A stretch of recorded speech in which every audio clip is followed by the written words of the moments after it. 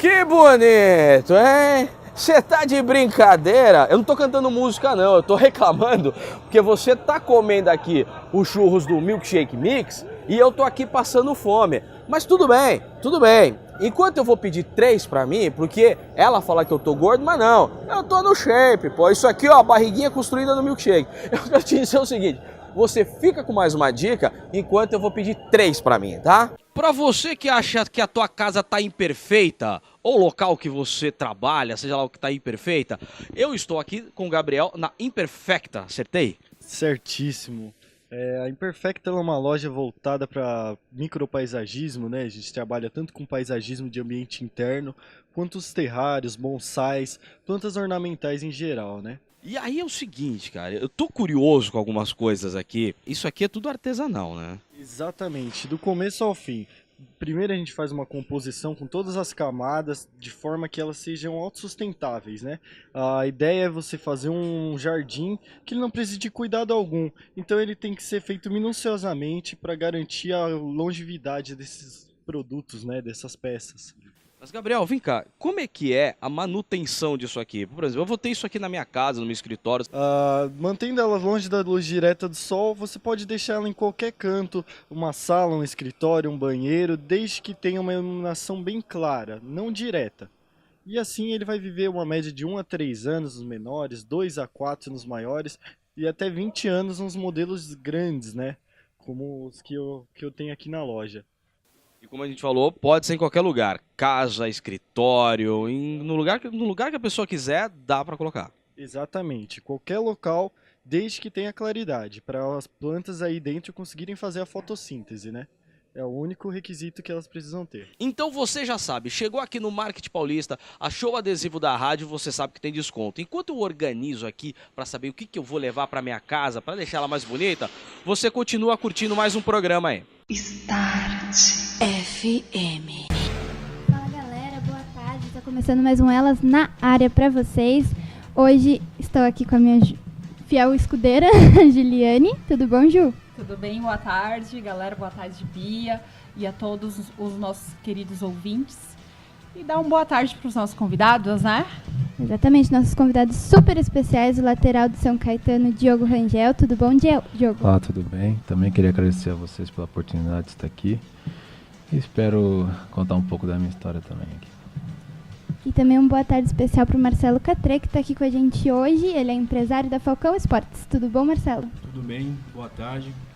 Quero agradecer o convite e vamos falar de futebol. É isso aí, sejam muito bem-vindos e vamos iniciar, né?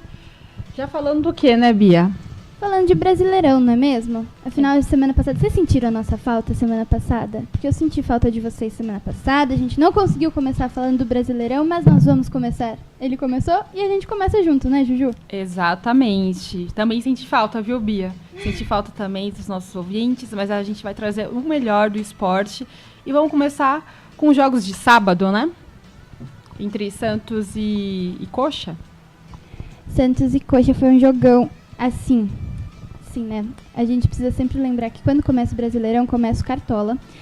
E na disputa do Cartola eu fiquei um pouco magoada. Mas, Vanderlei, o que foi aquele jogo? Nossa, e você não escalou o Vanderlei? Como assim, Bia? Você não escalou ele no Cartola? Não escalei. Você ia mitar junto com ele no Cartola.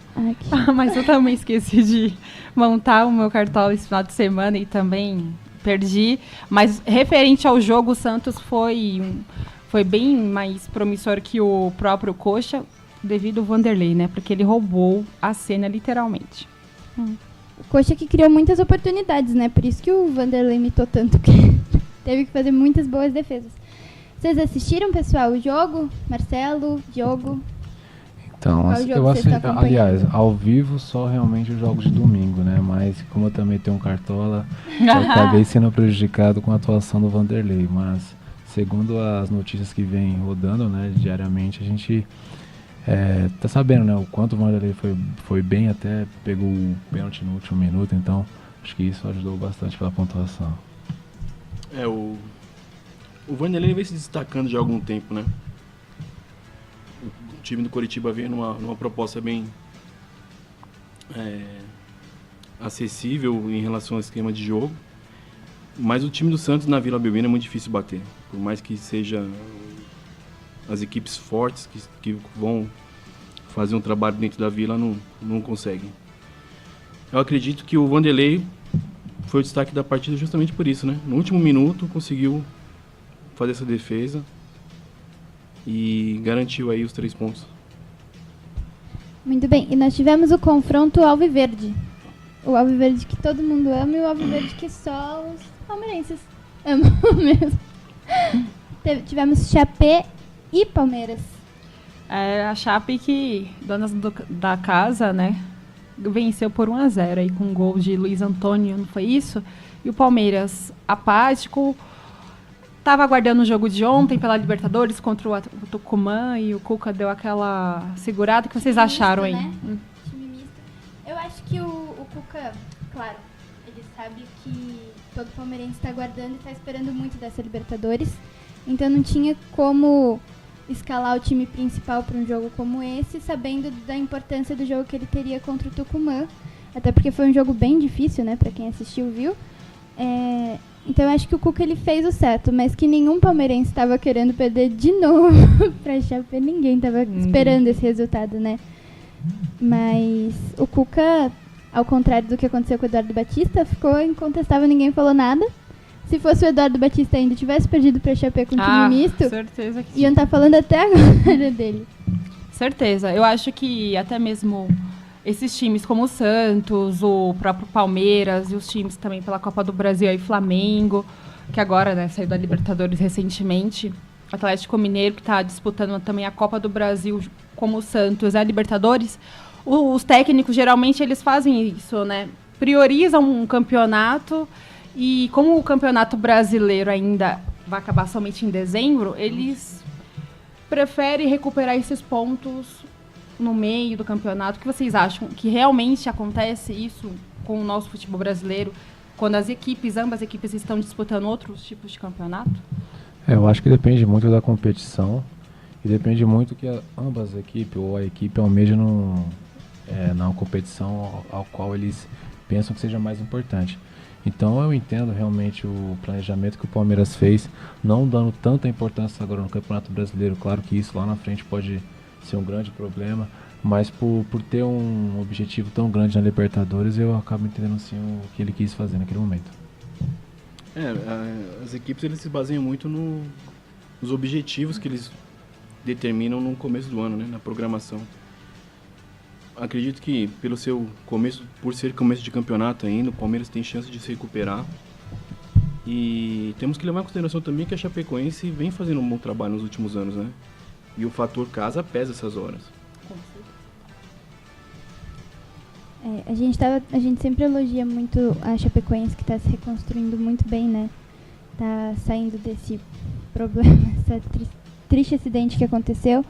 Tá com um técnico fazendo um trabalho incrível, que é o Mancini. Mancini é incrível. Tá fazendo todos os jogadores jogarem muito bem, cada um na sua posição.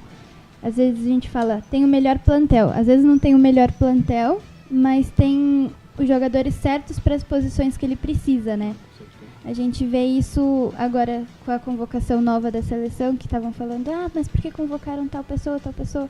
Porque o Adenor, ele tem uma forma de montar o time, né? E talvez essa forma não precisa do melhor cara que seja no meio de campo, mas precisa de um cara que consiga marcar bem e fazer isso. Então, o Mancini, ele conseguiu fazer isso, pegar os jogadores e fazer com que eles deem o melhor deles, mesmo não sendo o melhor em cada posição.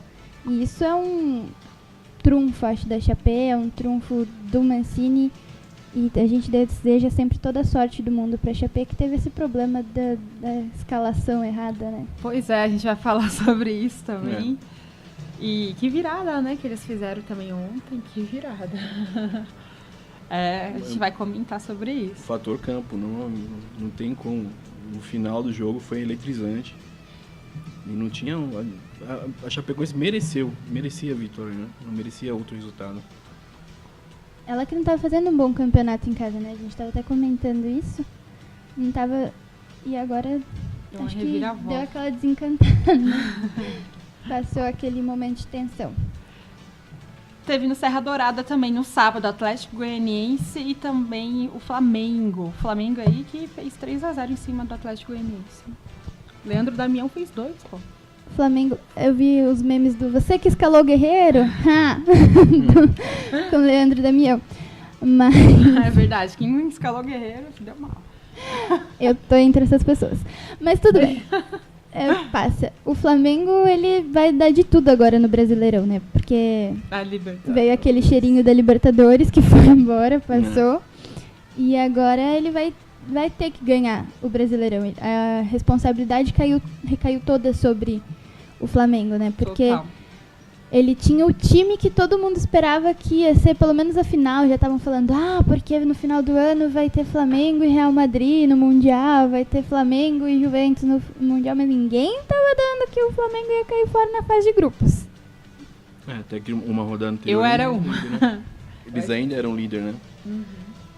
Eu não sei se é o excesso de confiança, mas a equipe do Flamengo eles podia ter dado mais. Principalmente nos jogos que fizeram no Maracanã. Perderam pontos que não deviam. Futebol, a bola pune, né? Tá aí. Nosso atleta que disse um erro, em 5 minutos pode acabar todo um projeto. Todo um projeto. E eu também não sei se realmente o Flamengo tem um plantel de jogadores de qualidade diferentemente do Palmeiras. Porque você vê que eles jogaram fora e depois teve que voltar uma sequência de jogos tremenda. E você vê que pelo menos o Cuca, com alguns jogadores que ele tem, ele soube administrar com isso. E não é à toa que até um jogador, que é da minha posição, que o Rodinei, hoje vem atuando como quase um atacante. Então, onde ele jogou de ponta, cara. Então você mostra um pouco assim, ou muito, quanto a deficiência que o Flamengo está tendo na questão do plantel. Eu acredito nisso também, porque o excesso de confiança, né, como diz o Marcelo também, você mencionou, é complicado, porque o Diego também se contundiu, né, veio numa lesão aí também que deu uma quebrada ali no time do Flamengo. O Vinícius Júnior subiu agora, né, o garoto aí que é promessa, que já tá vendido pro Real Madrid, inclusive, que eu, na minha opinião, acho isso lamentável. Porque a estrutura, até mesmo, de tudo que foi construído em cima desse garoto, agora você acha que ele vai jogar com a cabeça focada no Flamengo ou no Real Madrid? É difícil saber. Garoto ainda. Isso, querendo ou não, se ele tiver uma cabeça formada ou tiver pessoas atrás dele que dão o suporte para ele, eu acho que isso pode ajudar. Mas se não for um garoto que não tenha um suporte por trás, pode prejudicar. Porque é muito difícil a pressão que vai vir em cima dele. Até ontem eu vi uma reportagem falando, e quando ele começar a errar? O que as pessoas vão dizer? Porque o problema do jogador é quando as coisas não começam a dar certo. Diferentemente se tá dando errado. Então, eu acho que o maior problema vai ser ele saber lidar com a pressão quando as coisas estiverem dando errado. E vamos saber se realmente ele tá com a cabeça no Real Madrid ou no Flamengo. Na verdade, é isso que o Diego falou. Ele tem que ter um suporte muito grande. Para ele não poder estar queimando etapas, como na verdade já queimou, né? Ele tem 17 anos, já tá jogando profissionalmente. E ele tem que ter os pés no chão, continuar trabalhando. Ele tem que entender que ele tem que evoluir. Que ele tá num time tão grande quanto o Real Madrid. Estamos falando de Flamengo, né? A maior torcida do Brasil. E ele tem que ter esse trabalho bem direcionado, não só com a diretoria do clube, mas com a família, principalmente. Se tiver uma base familiar muito boa, e as pessoas que o assessoram, eu não sei quem é o empresário dele, mas com certeza ele vai conseguir ter um futuro brilhante. Em relação à venda, eu acho que o Real Madrid fez uma aposta.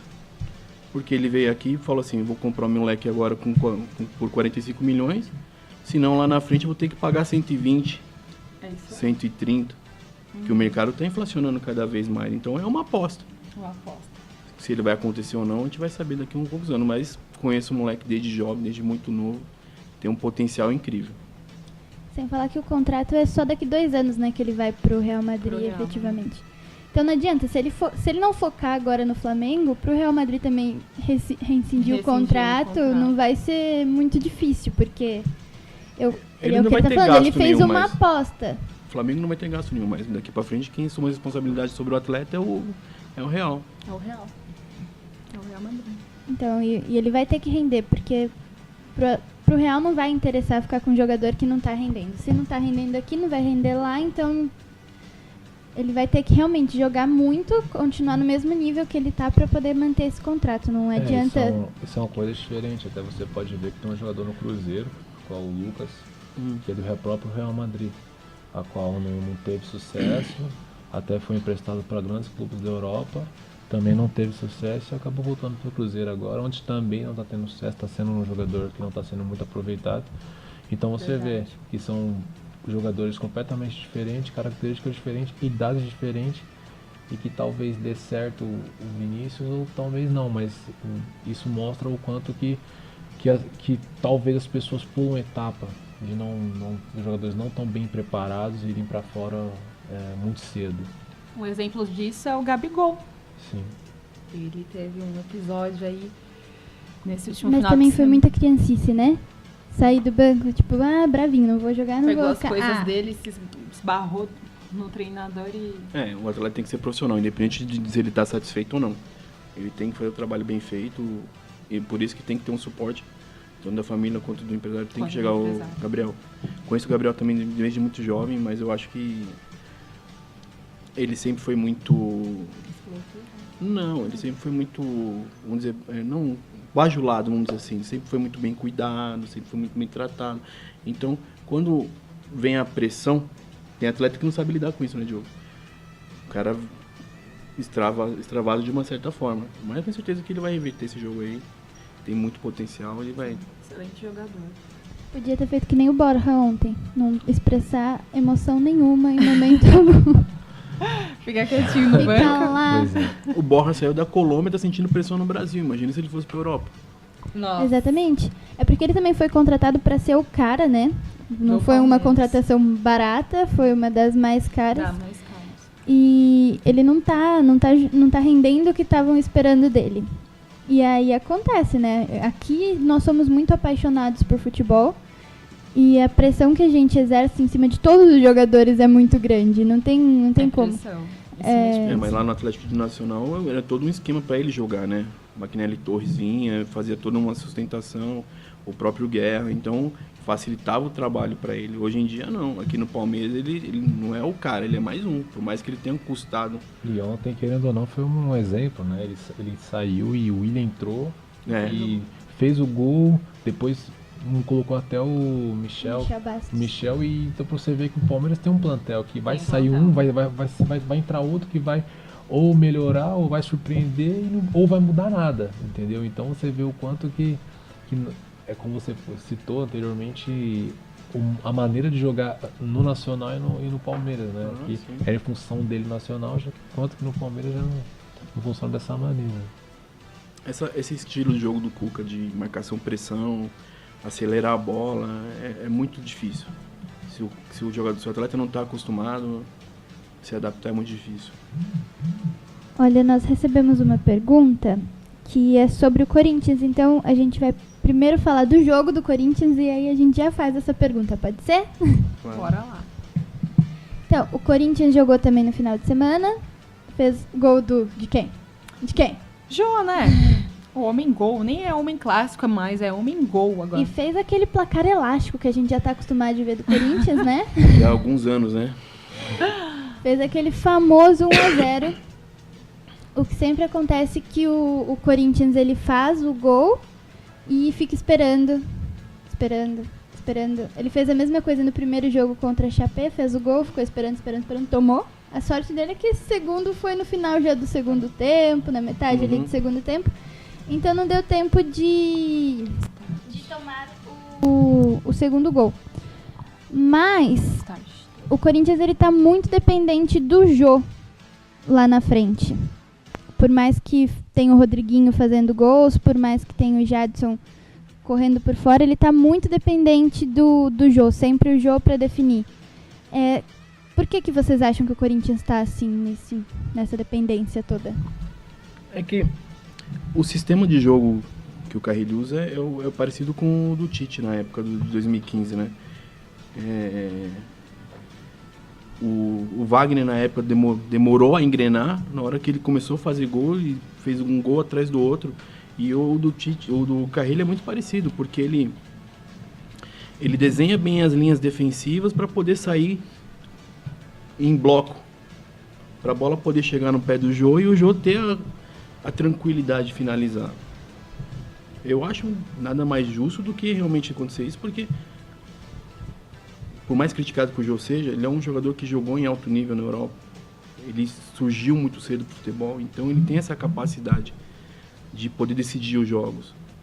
Então, se fosse no caso o Borja no Corinthians, facilitaria para ele. Porque o time joga em prol do 9, para a bola chegar no chamado 9 na antiga, né? Isso está acontecendo, eu acho que daqui para frente, durante o Brasileiro, o Jô vai fazer muito mais gol. Como você citou, acho que o Carille só deu sequência no trabalho do Tite, né? Porque o Carille, ele era auxiliar do Tite. E ele, querendo ou não, ele que comandava a linha defensiva. E hoje você vê como o Corinthians joga, como o Jô falou, é uma bola, esperando só uma bola. Os primeiros defendem para depois atacarem. Então, como foi citado, eles foi trabalhar essa parte tática em cima do que o Tite mesmo trabalhava, para, querendo ou não, para os jogadores não sentirem tanta diferença. Porque é comum, como foi no Palmeiras agora, mudar um treinador, aí acaba mudando o estilo de jogo. E muitas vezes dá certo, quanto também dá errado. Então, o Jô também jogou em vários clubes da Europa, às vezes sabe respeitar mais a parte tática do que muitos jogadores que ainda não foram para lá. Então, querendo ou não, acho que isso tem ajudado ele bastante. Então vamos à pergunta. Boa tarde, meu nome é Amilcar e eu gostaria de saber a opinião do Marcelo sobre o Carlinhos, atacante da base do Corinthians que foi promovido ao time principal. Bom, o Carlinhos eu conheci ele desde o Sub-15, né, porque ele era do Novo Horizontino ainda. Ele é um jogador rápido, tem uma estatura fora do comum, na verdade, para ser um centroavante, o moleque tem mais de 1,90m, 1,95m deve ter hoje. Ele finaliza muito bem, só que ele está dentro de um processo. Eu acho que ainda é muito cedo para apostar ele profissionalmente. Ele tem recém-completados 20 anos, eu acho que ele precisa ganhar minutagem, Hoje em dia existe uma palavra muito, muito forte no futebol, histórico de competição, para ele poder deslanchar. Eu acho que pro Corinthians hoje, com a pressão que eu acho que se for um jogo tranquilo, ele pode ter até uma chance. Agora, antes, calma, gente. O problema do torcedor é a ansiedade do cara surgir, né? Então, tem que ter uma paciência com esses meninos. E nós recebemos uma opinião aqui, de uma pessoa que não deixou o nome, que falou com relação ao Borja, o próprio Guerreiro, que se tornou ídolo do Corinthians, demorou para engrenar. Acho que ele ainda vai ser um homem muito importante para o Palmeiras. Vocês concordam que o Borja só precisa engrenar e aí vai... Até diferente do Guerreiro. O Guerreiro veio da Europa para cá, né? Ele já tinha uma visão tática de jogo diferente. O Borja, até onde eu estava lendo a história dele, ele é um garoto humilde, que até 2 anos atrás ele jogava 3ª divisão na Colômbia. O irmão mais velho de 11 irmãos, ele sustenta a família inteira. Imagina a pressão que esse cara tem. Então, eu acho que o torcedor, além de saber que o cara tem um potencial, tem que saber a história dele, tem que ter um pouco de paciência. É diferente, o Brasil é muito diferente de toda a América do Sul. Só nós falamos português, só nós, por mais que a gente ache que nós temos a melhor estrutura do continente, mas aqui o futebol é diferente. Eu acredito também que o Borja, ele vai voltar a ser o que era antes, né? No início, logo no início, quando ele chegou ao Palmeiras. Acho que ele deu uma oscilada e oscilou um pouco e depois caiu de produção. Mas acredito que ele possa, sim, crescer, assim como foi como o Guerreiro também estava totalmente esquecido lá no Flamengo e, de repente, aí explodiu de novo. Marcelo, o Paulo falou para você aproveitar que tá falando do Todo-Poderoso e arrumar o negócio de maior torcida do Brasil. Na verdade, isso aí é uma polêmica que sempre vai existir, né? Todos os clubes grandes aqui tem Como que você vai falar que o Bahia é um time pequeno? Conhece a história do Bahia? O Atlético Mineiro? É que, infelizmente, o Corinthians, ele é muito regional, né? Assim, do Sudeste para baixo. E antigamente, Norte e Nordeste, tá aqui nosso produtor pode falar melhor, que a TV que se passava no Norte e Nordeste era a TV do Rio de Janeiro. Então, consequentemente, o Flamengo alavancou Pegou aquele time do Zico, pô, daí eu torcia pro Zico. Não, vou te ajudar. O problema é porque nasce muita gente todos os dias, então, teoricamente, os torcedores vão ser o que os pais são. Então, é verdade. Se nascer na Bahia e for torcedor Bahia, vai ser Bahia. E se for aqui em São Paulo, vai ser do Corinthians também. Então, pra te ajudar um pouquinho nisso aí, eu entrei nesse exemplo aí. Aliás, aproveitando que a gente citou o Bahia, vamos dar parabéns pro Bahia. Nossa, o Bahia parabéns. Que foi campeão da Lampions League. Nossa, Lampions League totalmente. Que festa linda. Vocês viram ontem a festa lá na Arena Fonte Nova? Nossa. Gente, que lindo. Eles colocaram a taça no meio, sabe? Fizeram toda aquela festa como se fosse a final da Champions mesmo. Foi muito, muito bonito. E o Bahia venceu, foi merecedor, né? Terceira vez, né? A terceira vez já. Tricampeão. Copa do Nordeste. Mas foi um jogo também muito legal. Eu sempre fico zapeando os jogos, eu não assisto inteiro nenhum jogo. Às vezes eu olho e falo assim, mas não tava esse resultado quando eu saí. Às vezes eu perco o gol, essas coisas. E o único problema também é que os jogos sempre no mesmo horário, né? Então você não sabe pra onde você vai assistir, e você quer assistir um jogo, depois tem outro. E tem que sempre estar bem informado, então você não sabe realmente qual jogo você tem que assistir. Então é bem complicado essa questão. Dificulta. No domingo eu tava sozinha em casa, porque quando tem gente em casa eles comandam o controle junto comigo, então não tenho todo esse poder de escolha. Mas no domingo eu assisti o jogo do Juventus, depois eu assisti o Atlético de Madrid, que ia estar se despedindo do Vicente Calderón, né? Tinha que assistir. Excelente festa, né? Tinha que assistir a festa, porque a gente gosta de uma festa. Aí depois eu fui assistir o jogo do Barcelona, o jogo do Corinthians e por último o jogo do Cruzeiro. Foi tipo o dia inteiro assistindo o jogo e tiveram jogos no meio que eu não consegui assistir. Tipo, o Real Madrid, que foi o campeão, eu não consegui ver. O Real também não consegui acompanhar. Eu vi o do Barça, Barcelona. Mas a festa do Caldeirão tinha que ter visto, porque lá é sensacional. Lá o brasileiro não tem noção o que é o Atlético de Madrid pro espanhol, pro povo de Madrid. Nós temos um atleta que trabalha no Atlético de Madrid, que é o Caio Henrique. Vou até mandar um abraço para ele, que ele deve estar vendo. E ele vivencia isso lá. Lá a torcida é apaixonante. É como se fosse a torcida do Flamengo aqui de calor, a torcida do Corinthians. Porque a torcida do Real Madrid é aquele negócio do... a gente vai ganhar, a gente vai ser campeão. Do Barcelona, a mesma coisa. Não. Agora do Atlético não, é aquela coisa toda. Pegada, guerreiro, força. Então, se vocês não viram, procura no YouTube aí que a festa foi sensacional. Tenho certeza que o ano que vem, na hora que eles forem pro estádio também, vai ser... Eles vão galgar outros passos na Europa. Foi muito bonito. E quem não viu a despedida, o Vicente Calderón vai fazer o jogo da Copa do Rei, né? Agora nesse final de semana. Então vai poder ver. Não vai ser o Atlético, não vai ser a mesma coisa, mas vai ser uma despedida pra você que não viu. Você pode ver um último jogo ali sendo disputado no Vicente Calderón. Que vai virar um parque, né? Pro Atlético. Um parque. Uma coisa diferente. Parque lá os espanhóis. Dando continuidade, né, Bia? Vamos falar do Atlético Mineiro e Grêmio. Grêmio que é líder.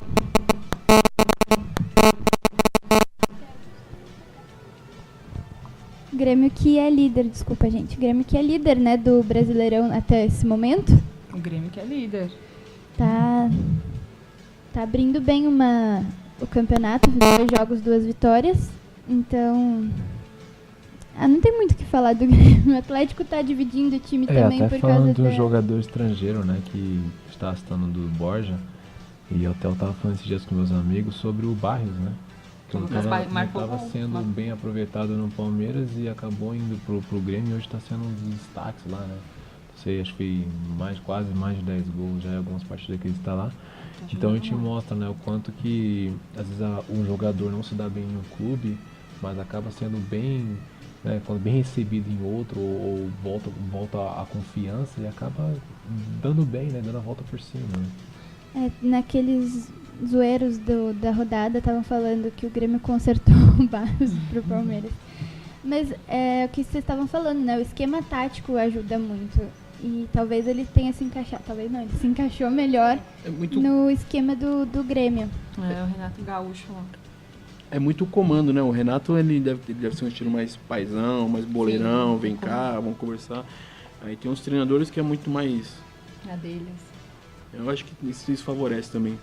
Ah, com toda certeza. O Diogo mesmo pode falar disso, né? O técnico, ele tem aquela coisa, né? De chegar junto ou aqueles que ficam mais na dele. Sinta aqui, ó, o que tá acontecendo, Diogo. Eu aprendi a denominar um treinador como psicólogo, né? Porque é difícil você lidar com 30 cabeças diferentes. Saber que cada jogador age de uma forma emocionalmente, enfim, a sua personalidade é diferente. Um jogador vai aceitar uma coisa, outro não vai aceitar. E geralmente se jogam 11, ou 7 pro banco, ou 10, enfim. Então, você saber lidar com tantos jogadores, né, ou seja, outros vão ficar de fora. Então, como o Marcelo falou agora, tem que saber lidar com isso, né? Você tem que saber conversar, saber trazer o jogador para você. E saber, querendo ou não, você vai utilizar um jogador que não está sendo aproveitado agora e mais para frente ele pode ser sua peça, que pode ser o que vai alavancar o seu time. Então, eu tenho essa mentalidade comigo que o treinador é um psicólogo, né? Por saber lidar com muitas pessoas e saber trazer um jogador para você que no momento não está sendo utilizado, mas daqui a pouco pode ser a principal peça para você. É isso, galera. A gente vai para um rápido intervalo comercial. A gente volta rapidinho com mais informações de futebol para vocês. Start FM. Sabe aquele momento de happy hour, aquela churrascada com os amigos, aí você fala assim, bom, eu preciso escolher uma boa cerveja, você quer dar uma impressionada. Só que aí você vai nas cervejas comuns que tem aí, só que não, eu tenho uma dica que o Danilo vai dar para você. Mas antes, Danilo, eu estou aonde? Nós estamos aqui na galeria do Shopping Market Paulista, na nossa loja que é o Broads Beer. É uma pequena loja aqui com diversos rótulos de cervejas artesanais, né, nas quais nós focamos. Então, uma série de estilos variados aí de vários estados e locais do Brasil. Então, trabalhando com uma série de cervejas artesanais nacionais. Broads Beer, então foi o nome, foi assim, vamos juntar os brother e beber, é mais ou menos isso. A ideia foi essa mesmo, de criar um ambiente aqui de amizade, descontraído, de camaradagem, de broads mesmo. Então, de broads para broads, eu tô vendo aqui que temos 3 tipos de cerveja. Que vai ajudar você a escolher bem uma cerveja artesanal. Para não ter erro, aquele erro de dar uma cerveja com muito amarga ou muito fraca, ou a pessoa não sabe nenhum estilo que agrade, a gente sempre está indicando uma cerveja de trigo. Ela não é uma cerveja amarga, então assim, aquela questão, você não vai se preocupar com amargor, então a pessoa talvez vai achar muito forte. Teor alcoólico também não é. Então o que acontece? A cerveja é composta do quê? Ela tem uma característica de um aroma que vai lembrar banana, cravo, que é característico da trigo tradicional, né? Mas eu tô vendo aqui, essa aqui o rótulo é preto e tudo que tem tarja preta é meio perigoso. Essa aqui é perigosa ou dá pra tomar de boa? Não, essa dá pra tomar de boa, super de boa. Ainda agora chegando um tempo frio agora de inverno, então nós estamos selecionando aqui uma cerveja que é da cervejaria Schornstein, de Pomerode, de Santa Catarina. É uma Stout, uma cerveja Imperial Stout, que é uma cerveja escura, ela tem um teor alcoólico um pouco mais elevado que as demais, e um aroma e um gosto que lembra café e um chocolate amargo. Então, assim, por ela ter essa característica de mais alcoólica, então a gente sempre indica agora pro frio, né? Geralmente o pessoal está acostumado a tomar uma cerveja escura agora no frio.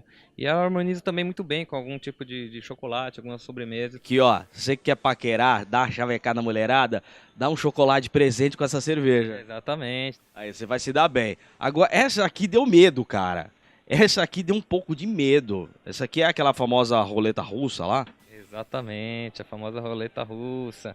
É uma cerveja aí para quem já passou dessa fase aí de começou a gostar de uma cerveja amarga. É um desafio, assim, uma cerveja de Campo Bom, Rio Grande do Sul, é o Diabo do Amargor. Então, porque o nome é uma cerveja que tem um índice de amargor muito mais elevado que as demais IPA, né, que é a India Pale Ale.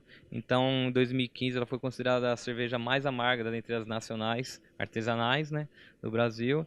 Então é o seguinte, essa aqui é pra curtir com os amigos, essa é pra namorar, essa é pra dar de presente pra sogra, já tá estabelecido. Broads Beer, aqui no Market Paulista. E achou o adesivo da rádio, tem desconto, certo? Com certeza. Quando você empacota essas 3 pra mim, que isso aqui é presente agora, porque eu sou meio pidão, a gente pede mesmo. Enquanto eu tomo a minha cerveja, você fica curtindo aí o programa. Start FM. FM. Voltamos, pessoal. Gostaram do som? Gostaram do som? Legal. Legal. O DJ pode ser melhor depois, mas gostamos sim. Ele vai preparar uma do Bruno Mars especialmente para o próximo intervalo agora. Então, galera, eu não sei vocês, mas a minha mente ela tá funcionando meio que assim, falta uma semana para final da Champions. Essa é a forma que tá funcionando a minha mente. Mas enquanto isso, vamos continuar falando do Brasileirão. Se o Brasileirão acabasse hoje, a gente estava falando, o Grêmio é o primeiro colocado, né? Ele seria o campeão, mas ele está seguido pelo Fluminense. Fluminense que vem bem, vem brigando ali firme. Por quê? Porque também venceu os 2 jogos, gente. Que felicidade. E o próximo jogo deles vai ser contra o Vasco. O Diogo já jogou no Vasco. Como que é? Flamengo e Vasco. Fluminense e Vasco. Eu acho que é um clássico, né? Mas não tanto de pressão como o Flamengo e Vasco, né? Mas eu acho que vai ser um jogo bom, até pelo fato de Luiz Fabiano estar voltando agora a marcar gol, né? No último ele fez um gol, né? Deu a vitória ao Vasco, então eu acho que vai ser um duelo eletrizante, né? Mas eu acredito que o Vasco vai ganhar, com certeza. Olha, uma aposta no Vasco. Sim, esse time, né? Até por causa do meu Cartola também, né? Entendi. Tá entendendo, né? O Cartola, gente, primordial agora, hein? Para os nossos queridos cartoleiros de plantão. Então, o terceiro colocado é o Flamengo. O Flamengo que, né, tá lá, a gente falou que vai lutar, só que ele vai jogar contra a CAP, o Clube Atlético Paranaense, que foi quem ficou com a vaga no lugar dele, gente.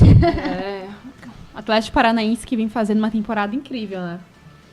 Cara, agora eles mudaram tudo o trabalho lá, né? Não sei que... O Autuori, ele é muito inteligente, cara. Eu acho que ele chamou todo o foco pra ele, devido ao que tá tudo acontecendo no clube. Trouxe o Eduardo pra poder dar uma visão de trabalho parecida com a dele. E conseguir se manter, né? Porque vai chegar uma hora que ele vai ter que decidir. Eu acho que essas primeiras 10 rodadas do Brasileiro, os clubes têm que ir muito bem. Porque é onde que você já vai ter noção de quem que vai brigar para cair, quem vai brigar lá em cima. E o Atlético Paranaense tem essa possibilidade. Ele sabe que ele não tem o melhor elenco do Brasil. Mas se ele piscar, ele vai ficar embaixo. Se não fizer um trabalho bem direcionado, ele vai brigar na cabeça. Marcelo, seguindo a teoria que você falou aqui agora, por que todos os times estão fazendo isso? Você acredita? Porque o Vitória fez a mesma coisa. Trouxe o Petkovic, né? A princípio como gestor. E agora também trocou. Inverteu ele para técnico. Eu acho que no caso do Pet, ele sempre quis trabalhar no campo, né? Então ele deixou essa parte de gestão para poder estar fazendo... O antigo manager, né? Que existia no futebol, que o Luxemburgo implantou aqui no Brasil uns anos atrás. Mas no Atlético Paranaense, o caso do Paulo... Eu não tenho amizade com ele, não sei, mas eu acho que ele viveu 40 anos dentro do campo. E ele tem total competência para ser um diretor, um executivo. Eu acho que clube é planejamento, cara. Se você tem um cara que direciona um trabalho, que nem desculpa até falar assim, tem um cara que eu sou muito fã em relação ao trabalho, que é o Agnello Gonçalves do Avaí. É um cara que conhece futebol, conhece o dia a dia, vivenciou o campo, vivencia a gestão. Então, essa troca... Porque, assim, às vezes o cara que é o diretor, ele tem que blindar o treinador, ele tem que blindar o grupo, ele tem que dar cara para bater. Foi o que o Paulo Tuori fez. É o que o Agnello faz. O Pet quis fazer isso, quis trazer todo o foco para ele, para deixar os atletas tranquilos, né? É uma estratégia diferente, mas que funciona, né? Funciona, perfeitamente. Funciona muito bem, porque todo mundo ficou falando também do Autuori ter ido pra diretoria. Quase não se falou do Eduardo mesmo, Eduardo que Batista, entrou que assumiu pra dirigir o CAP, né? Eu só acho muito engraçado, porque se o CAP for campeão dessa Libertadores, eu acho que a coletiva do Eduardo vai ser, primeiramente, chupa Palmeiras. Depois eu queria dizer que foi muito bom essa troca. Eu imaginei a mesma coisa. Muito obrigado a todos. Agradeço, eu sou campeão. Eu sou campeão. Exatamente. É tipo, vocês não acreditaram no meu trabalho. Mas muito obrigada, viu? Eu vendo ontem os classificados já para as oitavas de final da Libertadores. pode rolar um Palmeiras e CAP.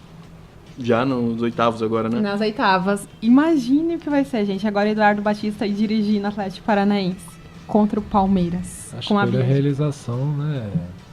Uma realização assim que ele vai querer, poxa... Ele vai dar o sangue dele. Deve ser a motivação. Ele vai querer jogar, na verdade. Ele vai querer entrar em campo, 12º jogador. Assim, eu vou tentar reverter isso aí pra mim sair como... Se ele não tomar aquele cartão, né? Porque ele vai estar grudado no campo, né? Vai ser aquele cara que mais rápido que o Gandula, vai pegar a bola, joga, querido, vai. Gente, vai ser uma partida muito interessante pra se acompanhar. Mas voltando ao brasileiro, tá vendo? A gente já não tá focado hoje. Voltando ao brasileiro, o Avaí seria o primeiro time na zona de rebaixamento. Não que tenha feito jogos ruins, né?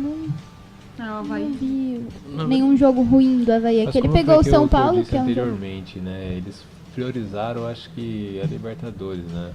Então eles não deram tanto importância nos primeiros jogos do brasileiro.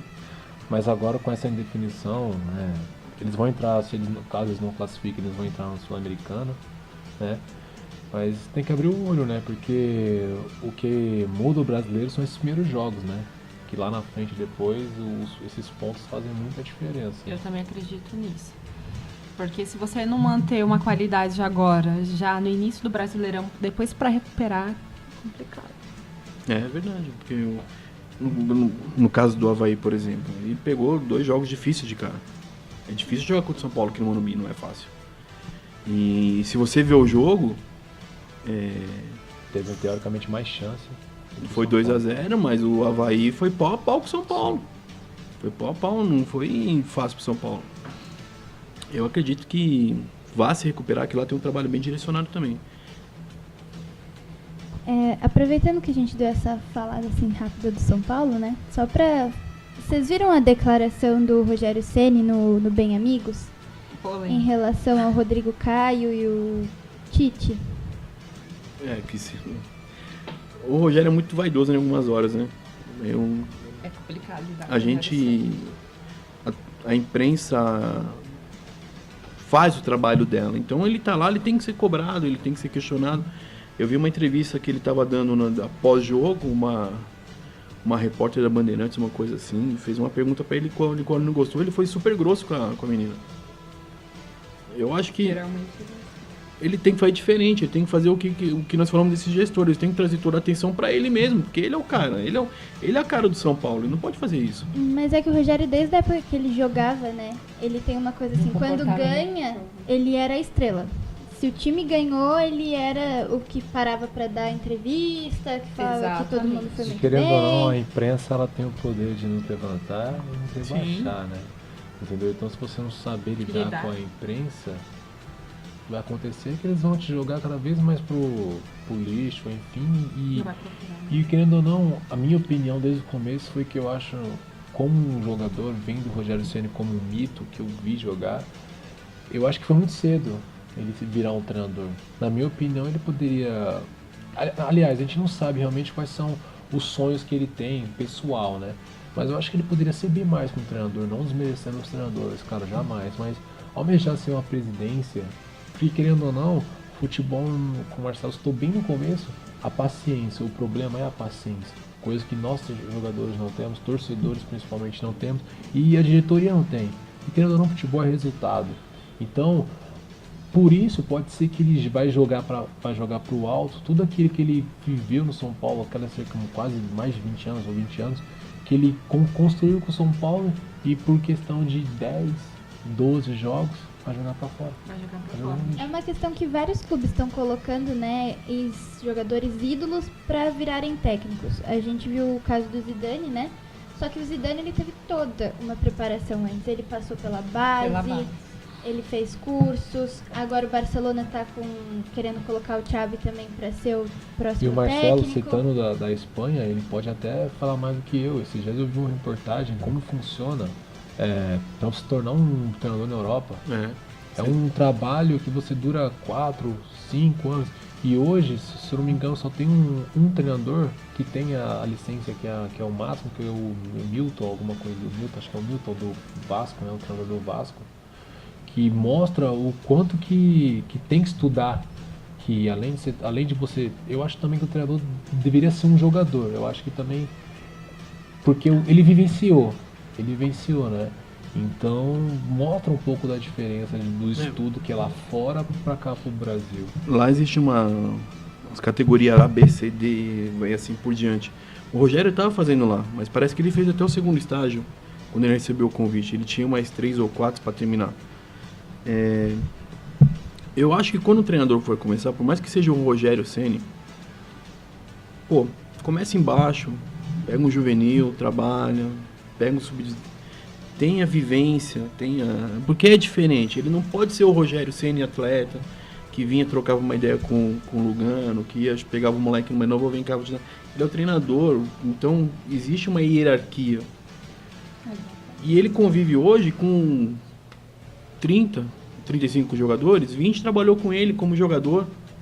Então não tem como você ter a mão do elenco. Eu acho que ele deu um passo maior que a perna.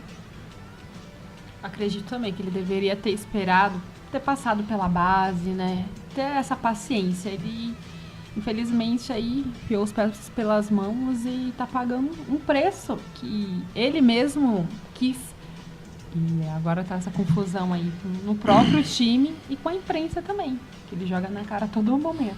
A todo momento ele tá rebatendo a imprensa. Inclusive o São Paulo agora vai ter no sábado um confronto bem difícil, né? Que vai ser contra o Palmeiras. Palmeiras que o Cuca pode priorizar o campeonato que for mais clássico. É clássico, ele vai colocar o time completo. Não tem como, porque senão os palmeirenses vão falar. Não tem... como disse o Tite na coletiva dele quando falou, né? Mas é amistoso contra a Argentina. Ele fez clássico. É um campeonato diferente. É uma coisa à parte, né? Que vai contar ponto, não vai contar ponto, mas clássico é diferente. Então você vai pegar um Brasil e Argentina, vai o melhor time que puder ir do Brasil, o melhor time que puder ir da Argentina.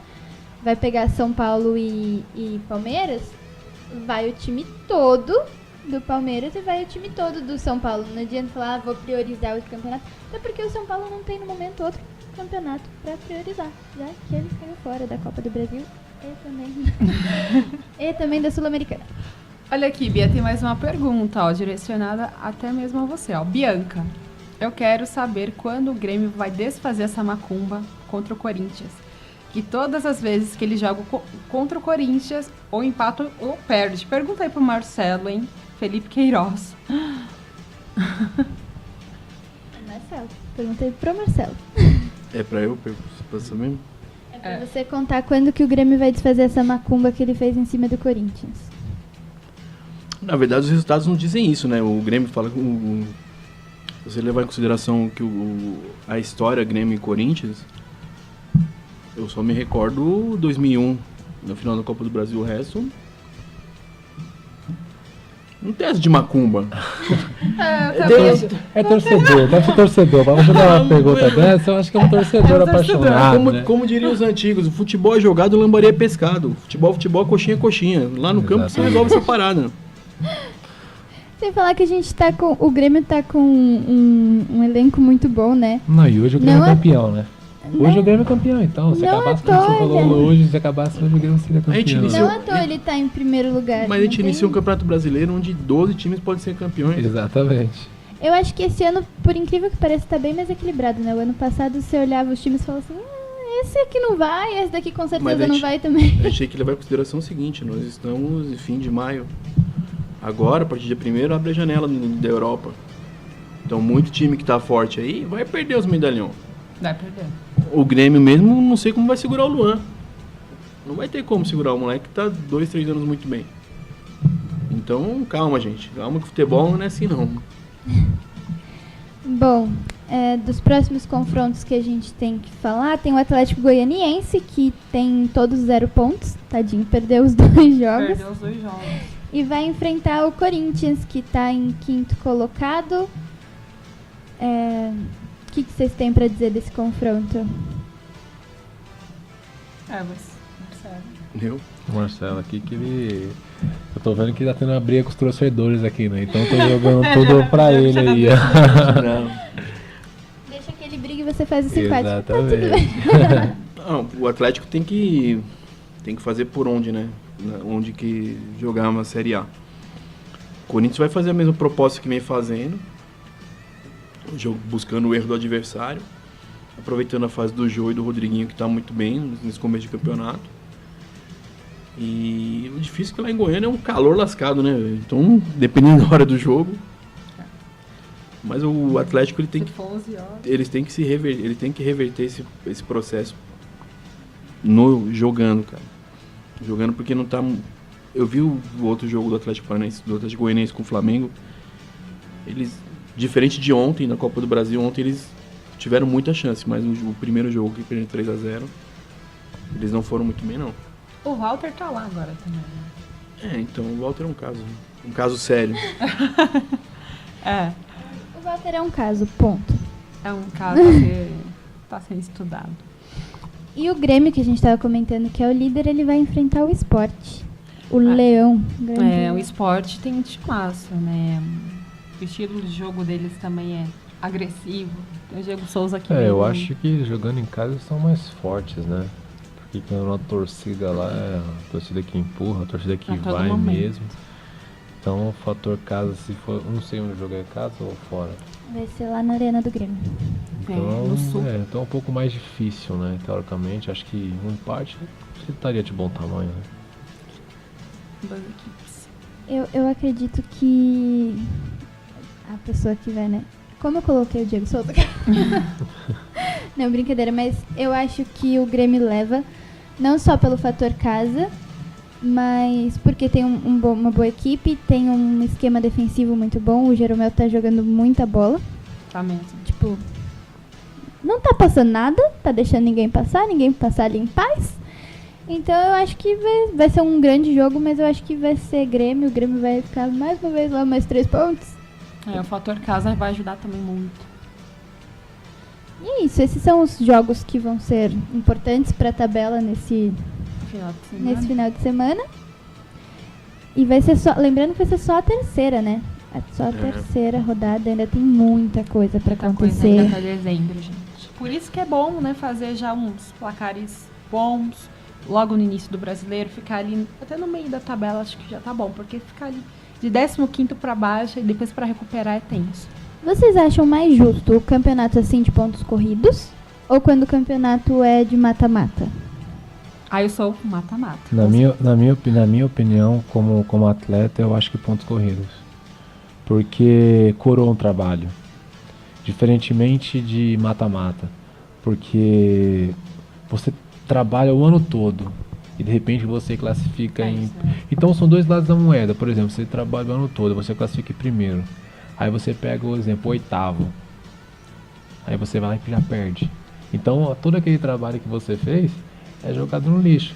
Então é os dois lados da moeda. Então, querendo ou não, pro primeiro colocado que, né, fez todo o campeonato, trajetória belíssima, é ruim, mas aí pro 8º colocado já seria bom, entendeu? Então são dois lados, mas eu teoricamente acredito que os pontos corridos para um trabalho é um trabalho justo, na verdade, para aquele, por toda a caminhada que você fez do começo até o final.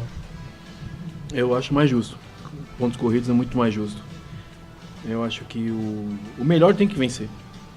Não tem essa de dar uma chance pro 8º colocado, como a nossa cultura era assim antes, né? Até 2002 foi assim. Inclusive, o Santos foi campeão em 2002, mas a melhor campanha foi de São Paulo. Entende? Verdade. Isso, você abriu um precedente para uma equipe se recuperar. Senão, não tem porquê. Eu acho que o brasileiro tem esse negócio do glamour, da final, do jogo de mata-mata, tem a Copa do Brasil para isso. Ponto. Agora o Campeonato Brasileiro tem que ser ponto corrido, que o melhor vence. É o principal campeonato do nosso país, né? Então, é o brasileiro, né? Eu concordo com vocês nessa questão, porque assim, o mata-mata ele é mais emocionante pro lado do torcedor. Que você fica naquela tensão de, meu Deus, se meu time perder agora ele tá fora. Então é uma coisa que você fica mais tenso. Acho que até leva mais pessoas ao estádio por causa desse fator de eliminação. Mas para coroar o trabalho mesmo da equipe, da diretoria, do técnico, tem que ser pontos corridos. Tem que ser pontos corridos. Porque às vezes você tem um dia que você não tá bem. A gente sabe que futebol tem essa, assim, é trabalho, mas também tem um pouco de sorte. Tem aquele dia que você vai chutar 135 bolas, elas vão bater no travessão, no pardal que atravessou o campo, na criança que invadiu, aquela coisa assim, e não vai fazer o gol, enquanto o outro vai ter uma chance e vai fazer o gol. No Santos mesmo agora, o Ricardo Oliveira não vem numa crescente muito boa. Agora o David Braz, zagueiro, já vem fazendo gols. É o terceiro dele aí, ele já tá com 15 gols no Santos, um zagueiro, pela posição dele. Então acho que tem isso mesmo, tem os seus dias que você não vai estar legal, igual agora tá atravessando por essa fase ruim, o Ricardo Oliveira, mas a gente não pode descartar nenhum momento porque ele é um artilheiro, ele conquistou, ele tem nome. Então tem tudo isso mesmo, tem essa questão aí dos dias. Não, e futebol é muito previsível, às vezes um jogo, ele toca na bola uma vez e faz o gol da vitória. Então. E volta toda aquela história que ele construiu lá atrás e acaba esquecendo esses momentos ruins que ele se passou. Uma aposta, se você tivesse que dizer hoje, quem vai ser o campeão do brasileiro? Eu acreditaria no Palmeiras e no Corinthians, hoje. Pelo elenco e pelo esquema tático que tem que vir montando. Acho que esses dois seriam os campeões. E você, Marcelo? Tem que falar um só? Posso falar mais? Pode falar 20, que brincadeira. Não, que nem eu falei, aqui a gente começa um campeonato onde 12 são favoritos, né? Não tem como não falar, mas assim, eu acredito que o Corinthians, se manter essa toada, pode chegar. Mas eu acho o Atlético Mineiro muito acima de alguns. O Palmeiras também, por todo o elenco, todo o dinheiro que tem, mas eu acho que não sai desses três, não. Corinthians, Atlético Mineiro ou Palmeiras. Lembrando que é o campeonato mais acirrado do mundo, né? Do mundo. Que começa sem saber quem vai ser campeão. Já em outros países, teoricamente, tem uns 5 ou uma vez tem no... dois, né? Tem dois uma vez na Terra acontece como aconteceu na Inglaterra no passado, então... Mas geralmente aqui no Brasil você nunca sabe quem vai ser campeão. É que nem começa o campeonato italiano, você sabe que vai ser a Juve. Começa o campeonato espanhol, você sabe que vai ficar... Agora a Itália vai voltar a equilibrar, né? Porque os chineses compraram o Milan, compraram a Inter de Milão. Então parece que esse ano eles vão começar a entrar com investimento, vão dar uma equilibrada. O que é justo pro país também. Não? Pô, a Juventus está ganhando o 6º ano seguido. 6º ano seguido. É justo para os torcedores, né? Para ter mais equilíbrio, porque deve ser muito chato você entrar num campeonato falando assim, e aí, será que eu pego o 2º ou 3º lugar esse ano? Porque... Aconteceu com o Barcelona, eu acho que por isso que Daniel Alves, que saiu, até o próprio Xavi, né? Até o próprio treinador, porque chega uma hora que você joga e fala, nossa... Mas de novo? Até na época do Santos aqui, como entrava ou... Fala assim, quantos que a gente fazer hoje? Qual comemoração que a gente vai fazer hoje? Então acaba, você fica vira monótono, você fala, e agora? O que a gente vai fazer? Eles faziam aposta, né? Tipo, esse jogo vai ser quanto? 2-0? Então tá bom, então eu vou fazer 2 depois não faço mais gol. Exatamente. É isso mesmo, gente. Fica taxado, né? Aí fica chato. Então, acho que o futebol tem que ter competitividade, que nem na Alemanha também, o Bayern de Munique domina. Por isso que o Brasil tem esse diferencial, porque aqui, é claro, pela extensão territorial, mas os clubes eles já saem, a gente falou agora do Grêmio, a gente não citou o Grêmio, mas pô... O Grêmio também tem total condição. Hoje em dia a gente briga por 7 vagas, é isso, na Libertadores? Então... E aconteceu, você vê como é tão diferente, tão competitivo o nosso futebol, que você vê, o Palmeiras foi eliminado pela Ponte Preta, e depois o Palmeiras foi jogar, se não me engano, contra o Peñarol e ganhou. Então você vê como é diferente, como é competitivo as competições e mais acirrada mesmo a nossa, né? A nossa. Sim. Galera, nós vamos para outro rápido intervalo comercial e daqui a pouco a gente volta falando de Copa do Brasil, Libertadores e muito mais para vocês. Start FM. Anne, eu quero saber um negócio. Eu tô no shape? Acho que a gente pode trabalhar e te deixar, muito melhor. Quer dizer, resumindo, eu tô uma desgraça. Nada, tá ótimo, mas sempre dá pra melhorar. Não, mas deixa eu só te falar uma coisa, que você não percebeu, né? A minha barriga é tanquinho. Eu tenho vários gominhos, mas é que é tanto gominho junto que dá uma ilusão de ótica, parece um só. Tá ótimo, tá perfeito. A camisa tá super combinando também, os quadradinhos aqui Tá dando super certo. Resumindo, ela tá traduzindo o que ela tá querendo dizer. Você tá a desgraça, você vai precisar gastar todo o teu salário na loja aqui. Nós estamos hoje na Bionatres, aqui no subsolo, é a loja 2. A Avenida Paulista, entrou no shopping, você já dá de cara. Tropeçou na escada, você já cai aqui. Mas... Primeira loja, já cai aqui, a gente já dá um jeitinho, pô, vamos tomar um BCA, já vamos melhorar aí a recuperação muscular, tá intacto. Tem muita polêmica envolvendo o suplemento, né? Então agora, desmistifique, consegui falar essa palavra sem gaguejar, desmistifique essa questão do suplemento. Na verdade, é um preconceito porque há uma falta de interesse das próprias pessoas pesquisarem um pouco mais. Tudo que tem aqui faz parte da nossa alimentação, né? BCAA acompanha o nosso sangue, proteína tem na carne, tem no leite.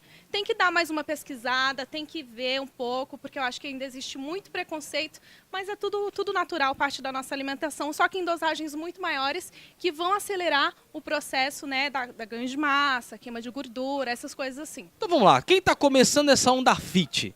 Que hoje todo mundo virou fit, eu continuo fat, mas todo mundo virou fit.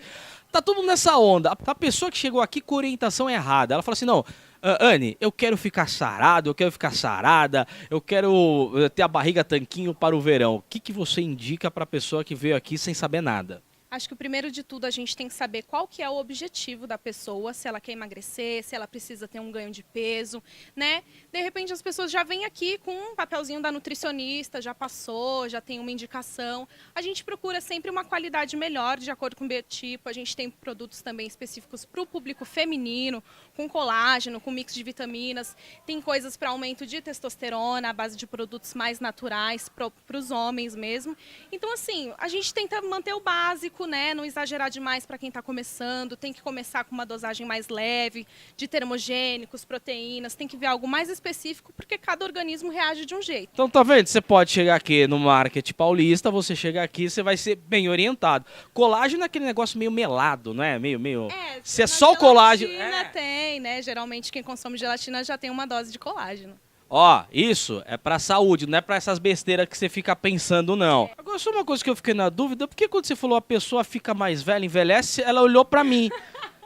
Ela já tá me chamando de tiozinho, tá vendo a sacanagem? Ele já chegou aqui com isso na cabeça, né? Eu acho que ele tá precisando, depois a gente vai dar uma conversada aqui, eu vou te dar umas dicas, tá? Que eu acho que você tá muito encanado ainda. Mas é o seguinte, enquanto eu vou ver qual desses suplementos eu vou pegar pra...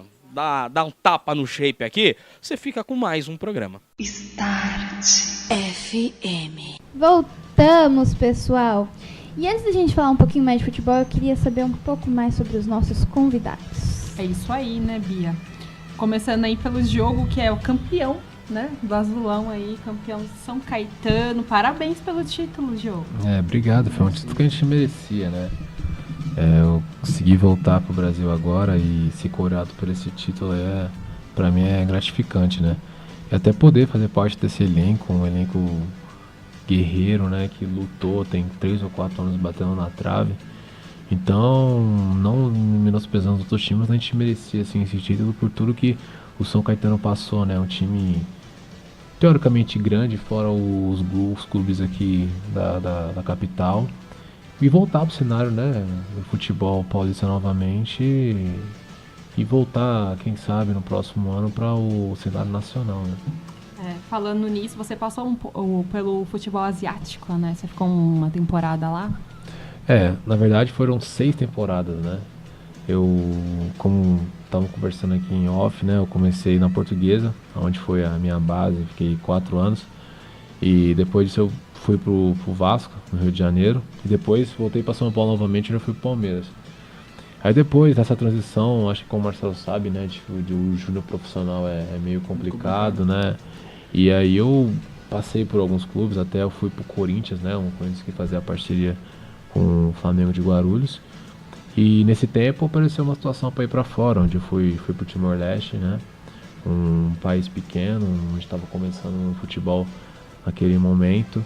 Depois do Timor-Leste eu fui para a Indonésia, joguei 2 anos para 3 anos, depois fui para a Coreia.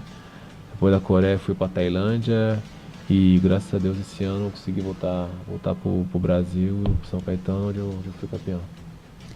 E você foi naturalizado, né, timorense em 2012 e para jogar pela seleção. Sim. como que é a emoção de representar uma nação, né? Por mais que seja um país, como você falou, menorzinho, né? Mas é uma nação toda que você está representando. Sim, primeiro é muito difícil, né? Porque você tem que deixar um país que você sonhou, né? Em ser um astro, que é o Brasil, né? E você receber esse convite por outro país, teoricamente não tão conhecido, você fica surpreso.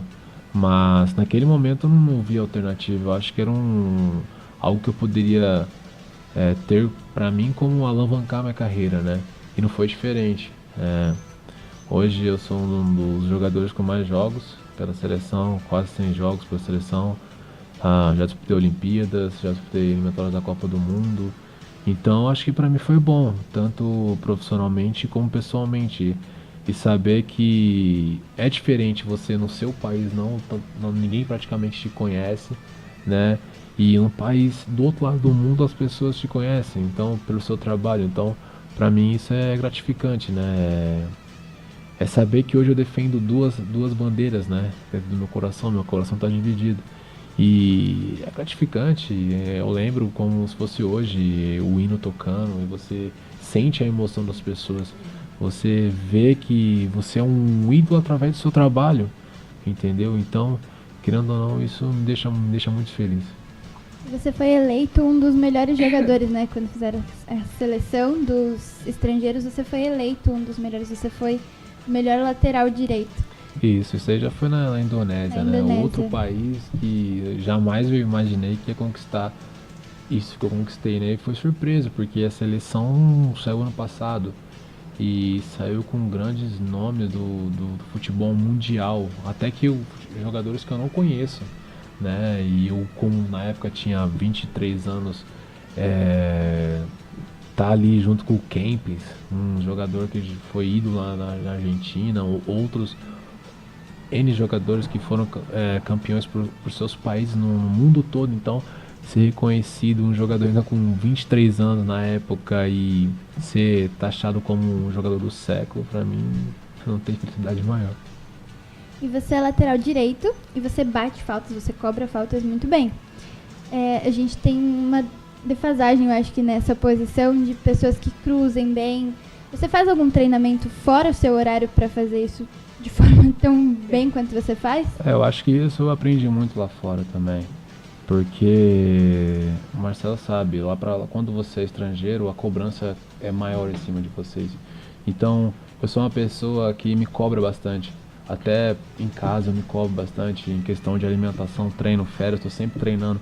Então, porque querendo ou não é minha vida e querendo a vida do jogador de futebol é muito curta, tem um certo prazo, né? Fora algumas exceções que, como o Zé Roberto, fora ele, a restante acaba com 35, 33.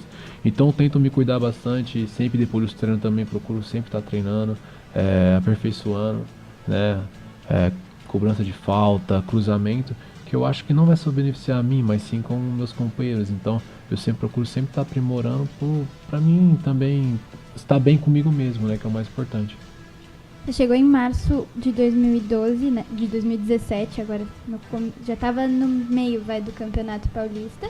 Pegou o time já numa parte mais decisiva, mas como é que foi essa recepção? Como é que foi para se entrosar com a equipe?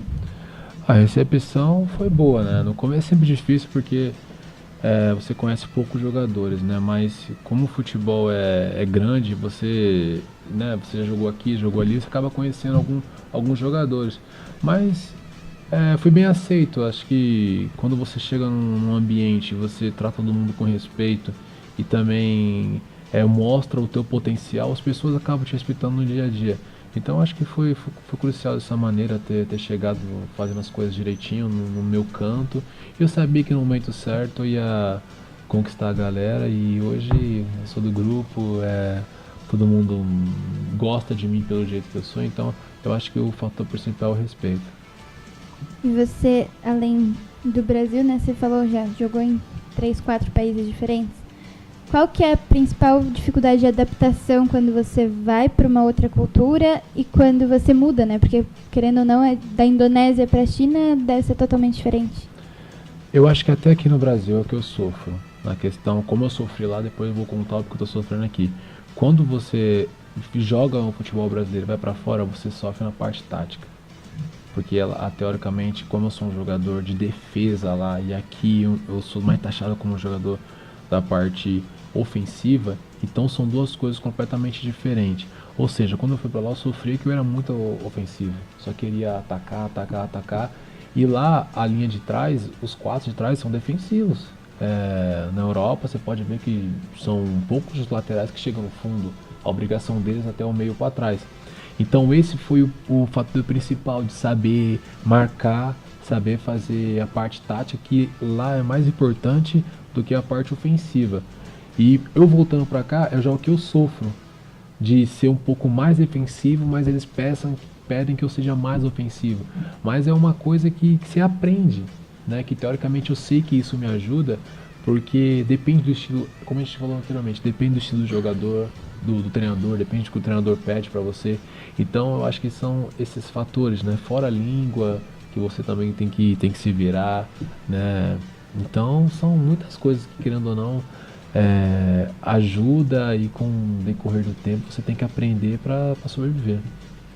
E qual que é a expectativa agora? Voltou pro São Caetano, trabalho da temporada, como que vai ser agora?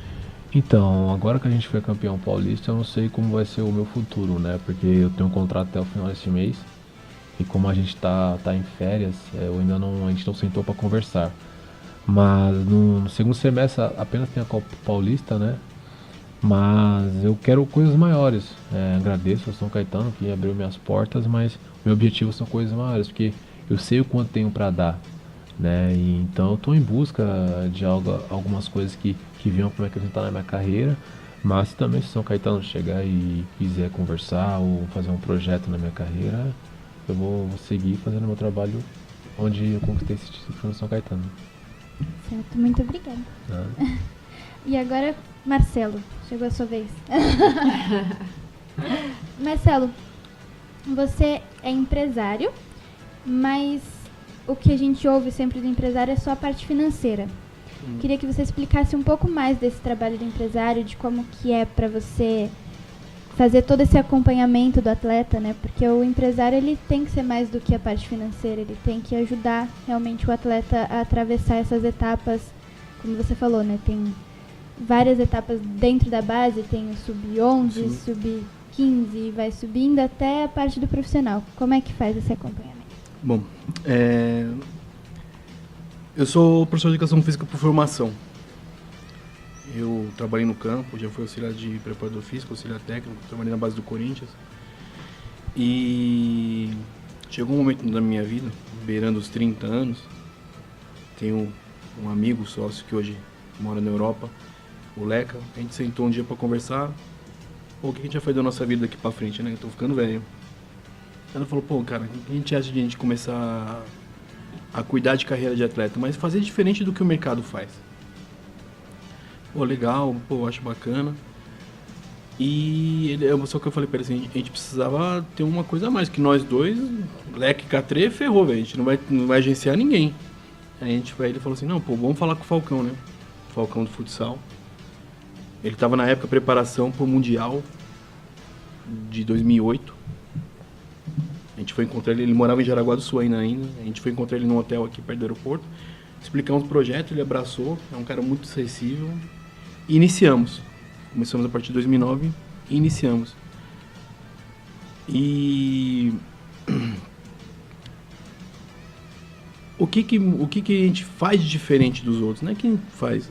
O assessorar o atleta não é você basicamente pegar um jogador como o Diogo que tem um potencial e colocar ele no clube e largar lá. O cara, ele precisa de um respaldo, ele precisa de material esportivo, ele precisa, de repente, eu preciso de uma carona hoje, eu tô sem carro. Você precisa dar preocupação para ele de treinar. Todos os problemas dele passam a ser nossos. Contratos, documentos, roupa, problema com a família, tudo passa a ser a gente cuidar. Isso é a parte de assessoria de atleta, prestação de serviço.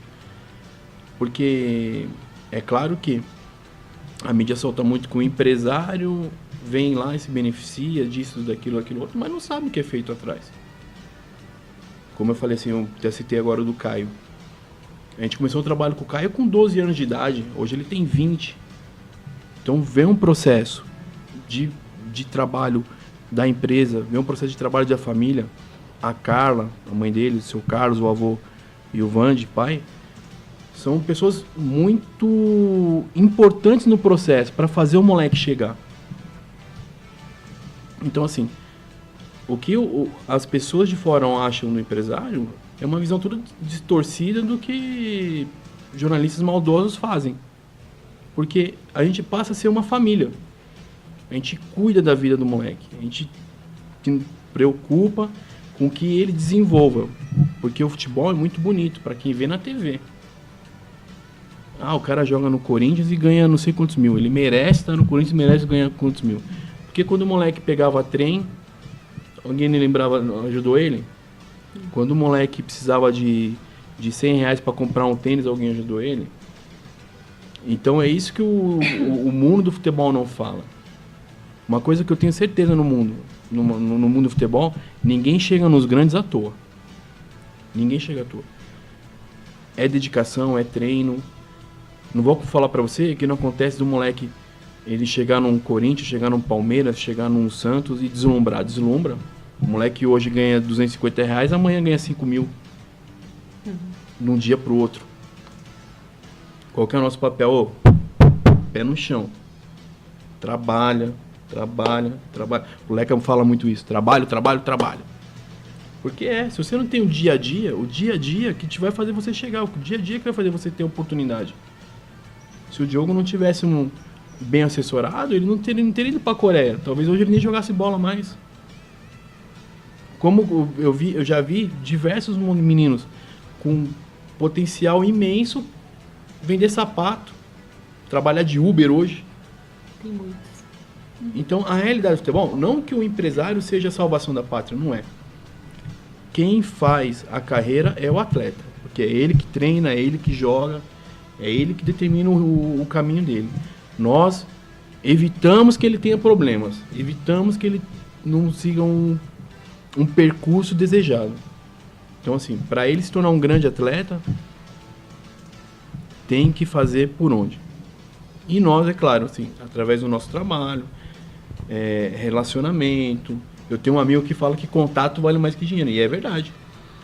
Se você é um cara que tem um contato, o Diogo acabou de falar, o contrato dele acabou. Ele é muito bem amparado, que eu conheço as pessoas que trabalham com ele. Os clubes vão se ver interessando. Pô, como é que tá o Diogo? Tá assim, assado. Ele não vai ficar sempre jogar. O atleta ficou 1 mês, 2 meses sem jogar, o cara não sabe o que faz da vida. Tô mentindo? Isso é verdade. Não sabe o que faz da vida. E agora que eu faço? Desespero. Então, assim, o trabalho do empresário, da nossa parte, é fazer com que o menino não tenha problema. Nós da Falcão Esportes, nós começamos num projeto onde nós começávamos com os meninos de base, 11, 12, 13 anos, justamente para poder direcionar eles. Exemplo é o Caio. Já passaram diversos meninos na nossa mão, muitos aconteceram, outros não. Hoje eu posso falar assim que a gente começou com o Marquinhos, que hoje é da seleção brasileira, Paris Saint-Germain, começou com a gente. A gente somou um pouco na verdade, só que chegou um momento que o menino cresceu tanto que a gente tinha que falar, Marquinhos, pô, segue a vida. Então não basta a gente querer pegar o moleque a vida inteira e falar assim, vem cá, você vai morrer abraçado comigo. Não, tem hora que você tem que ter um discernimento. Você ficou maior que o projeto. Então você tem que deixar o menino seguir para poder caminhar. Hoje o Marquinhos é quem? Eu duvido se um dia você for perguntar da gente de mim, do Leque, ele não vai falar assim, pô, o Catri e o Leque fizeram por mim. Isso é um exemplo, eu podia falar trocentos. Mas eu acredito assim que o futebol brasileiro, o atleta, para ele chegar no alto rendimento, ele tem que ter objetivo. Ele tem que ter foco, tem que ter determinação. E ser bem amparado pela família, que é a base, porque é em casa que ele vai chorar, é em casa que ele vai ficar puto, que ele vai reclamar do treinador, que ele vai... É nessas horas. E o staff dele, os empresários, poder saber direcionar. Ó, eu acho que agora é hora de você caminhar aqui, surgiu essa situação, vamos segurar, não vamos, trabalho. É um conjunto de coisas. Eu tenho um amigo não, o Deco, da seleção portuguesa, seleção, ele costuma falar que o futebol é um conjunto de manifestações, como que é? É um conjunto de manifestações que é um conjunto de coisas que conspiram a seu favor para que as coisas aconteçam para você. Então, assim, ele tá taxado a ser o craque do Corinthians. O Deco. Mas ele não foi. Ele foi jogar no Corinthians da Paraíba, vai jogar na 3ª divisão de Portugal, vai jogar no Porto, para se tornar o cara que ele se tornou. Então, um conjunto de coisas aconteceu na vida dele para ele ser quem ele foi. Então, é isso que eu procuro falar para os caras. A tua vida você direciona. Você trabalha para isso. E como é que a gente faz para diferenciar os bons empresários e aqueles que realmente não vão acrescentar? Se eu falar aqui, os caras vão pegar de porrada quando me ver. Citar nomes ou cita? Não citar nomes, mas pra gente poder saber... Eu acho que o trabalho vai aparecer naturalmente. Não existe trabalho. O cara às vezes pode falar assim, porra, eu coloquei você no La Corunha. Tchau, já recebi minha parte, você que se vira daqui pra frente. Existe. Já aconteceu. Só que nós estamos numa geração onde as pessoas elas têm que ter informação, elas têm que ter estudo, elas têm que ter conhecimento de causa. Então, assim, o que compensa pra gente ir lá e largar um jogador de 18, 19 anos na Espanha sozinho? Como é que ele vai desenvolver? Ah, já recebi minha parte, tá ótimo. Não é assim. É projeto. A gente colocando um exemplo de um jogador, o Sassá, que vem atravessando um momento aí trágico no futebol, né? Ele tá mal assessorado. Não. O problema do Sassá é ele. É só ele. Ele mora numa cidade que todo mundo queria morar.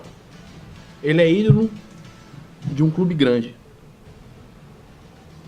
Então você imagina assim, eu não sei a história do Sassá. Nós tivemos um jogador que trabalhou com o Sassá. Isso em 2013, o Igor. O moleque, ele é da favela, levanta às 5h30 da manhã para ir poder treinar e do nada 100 mil reais na conta. Como é que você faz isso? Como é que você não deslumbra? É claro que como é que a mãe e o pai seguram esse moleque? Se deixaram o moleque solto na favela, se deixaram o moleque... O esporte pode ter salvado ele. Não estou dizendo que é o Sassá. Estou dizendo que é um exemplo comum. O esporte salvou ele, o futebol salvou ele. Mas ele não se preparou pro sucesso. Ele se preparou... Pô, eu quero um relógio, eu quero um carro da hora, quero uma roupa da hora. Entendeu? Talvez ele não seja mal assessorado, ele pelo que me parece, ele é um moleque muito espontâneo. Ele vai e faz o que tá na cabeça dele, mas ele mesmo tá acabando com a carreira dele. Não sei se o Botafogo vai dar direcionar. No Botafogo tem o caso do Jobson, né? Que todo mundo tá comparando o Sassá com o Jobson. Tá uma comparação aí, né? Mas o Botafogo, ele acho que já até mesmo emprestou ele pro Cruzeiro. Não sei se o impasse já foi acertado. E o Cruzeiro até mesmo falou que lá ele vai ser um novo Sassá. Porque foi o que você acabou de dizer. O problema é o jogador. É claro. O problema é Mas a eu pessoa. acho que na carreira do jogador ele tem que passar por isso. Ele tem que passar por isso para ele saber realmente que futebol não são só coisas, momentos bons. E talvez, eu acho que eu uso talvez porque talvez esse momento pode ser que ele ressurja. Ou talvez não. Então, como o Marcelo falou, o problema é ele. Então, se ele não acordar agora, talvez pode ser tarde. Um dado importante no futebol. Todo mundo acha que o futebol é só glamour. Em uma população de 100% de atletas, não sei quantos atletas existem no Brasil, profissionais, 3% ganha muito bem. 15% ganham acima de R$5.000. E 82% ganham de menos de R$5.000 para baixo. 82%. Nossa, Quantos atletas existem nesse país? Então todo mundo acha que, pô, eu vou ver o jogo aberto, eu vou ver o bate-bola, eu vou ver a Sport TV. Achei aquele glamour? Não, futebol não é isso não, gente. E fora uma coisa que eu tô até falando esses dias lá em casa, que é o seguinte, por exemplo, você vê muitos jogadores que vai disputar o Campeonato Paulista. São contratos de 4 meses. Então depois de 4 meses, aí vai, dependendo, se você for classificado antes, tem mais 2 meses para começar o Campeonato Brasileiro. Então você já fica, dependendo do jogador, fica 2 meses empregado. Então os 4 meses que ele ganhou, ele vai fazer desses 2 meses. E dependendo do Campeonato Brasileiro, vai acabar em novembro. Ou se o jogador foi embora antes. Então são praticamente mais 1 ou 2 meses que o jogador vai ficar desempregado. Então são coisas que muitas pessoas falam, pô, o jogador ganha dinheiro. Como o Marcelo falou, só a minoria ganha dinheiro. Às vezes, uma pessoa que trabalha em banco, ou um concursado, ou que trabalha em outros âmbitos profissionais, ganha mais do que o jogador. Mas por essa mídia que fala em cima de muitos jogadores, taxam como se todos os jogadores ganhassem dinheiro. Que na verdade não é. Na verdade não é. São poucos realmente que ganham dinheiro. Mas, por cerca de alguns jogadores, a maioria são taxados como milionários, ou não. Essa é a pior coisa que existe. Você rotular alguém por causa do erro dos outros. A gente vê jogadores aí sendo comentaristas hoje em dia. Fala cada besteira, cara. Me dá vontade de entrar na TV e falar, meu irmão, o que você tá falando? É que na minha época era assim, na tua época. Hoje o mundo é outro. Hoje existe tecnologia. Os métodos de treinamento são outros. A filosofia de trabalho é outra. A visão do garoto é outra. Você não vai ver moleque falando que nem antigamente que... Pô, e hoje o jogador sabe se expressar, ele sabe falar. Os meninos falam 2, 3 línguas, já saem da escola assim. Dificilmente você vê um moleque ignorante. Dificilmente mesmo.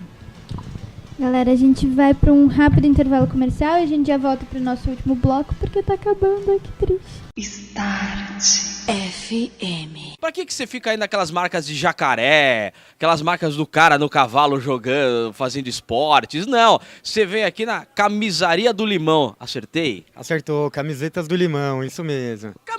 Camiseta, tá tudo ali, né? Tudo envolve camisetas, vestuário, bom gosto. É o que importa, né? Eu tô vendo aqui que tem vários tipos de estampas e tudo. Tem estampas dos anos 50, guitarra. De onde você tira a inspiração pra fazer essas coisas?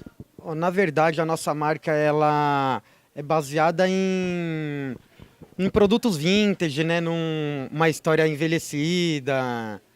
E o lance da inspiração vem da cabeça mesmo, né? Às vezes a gente sonha com estampas, outras pessoas dão a dica. E quando você tem pesadelo, o cara sonha com estampa. Bem mais legal. Depois você passa tua rotina de vida aí, vem pros caras aqui. Mas é só pra adulto ou criança também? Desde o nascimento, na verdade, né? Nós temos bores, todos os tamanhos. Posso pegar um pra mostrar? Aqui, ó. Eu já vi um do Metallica ali, pô. A criança já cresce com bom gosto, né? Quando eu tiver outro filho, bicho, eu venho aqui com certeza. E a mulherada? Se a mulherada chega aqui e fala assim, não, eu quero ficar na moda, eu não quero ficar azeda, eu quero ter um limão doce para vestir. Bom, aí tá chegando no lugar certo, né? Aqui nenhum limão azedo, todos os limões são doces. Aí nós oferecemos essas batinhas super legais para ela. Sair bonita, montada, com estilo. Então você passando aqui no Market Paulista, passa aqui na loja do Limão, passou aqui, achou o adesivo da rádio, tem desconto, certo? Com certeza.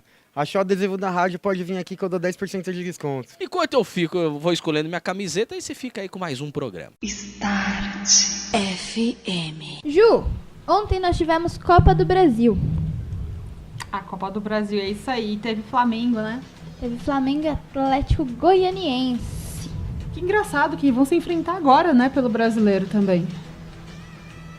Não, vai já ser se com o Atlético. Se enfrentarem, ele vai enfrentar agora o Atlético Paranaense. Vão ser a terceira vez consecutiva que vamos encontrar, porque tem um jogo de volta aí na Copa do Brasil. Ainda. Exato. Obrigada, Diogo. É isso mesmo. E eu acho que foi um jogo, assim, atípico. Atípico porque o Atlético Goianiense também tentou, muitas das vezes ali, deu aquela oscilada no estilo de jogo deles, mas o Flamengo foi lá, tentou, mas perdeu.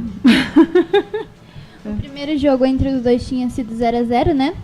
E aí, como o Flamengo venceu essa partida, ele está classificado para a próxima fase da Copa do Brasil, junto com o Santos, que são os únicos 2 times que já estão classificados para a próxima fase da Copa do Brasil.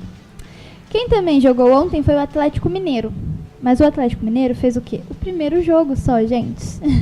Só o primeiro. Fez o primeiro jogo lá, né, no Paraná, e perdeu de 3-2 numa virada, né, porque o Paraná saiu na frente, eles empataram, eles viraram, o Paraná empatou e virou.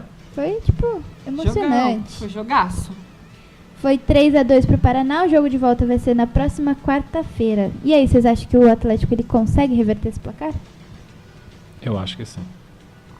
É difícil, mas eu acho que sim, ainda mais em Belo Horizonte, né, a casa do Atlético, então eu acho que o Atlético é favorito.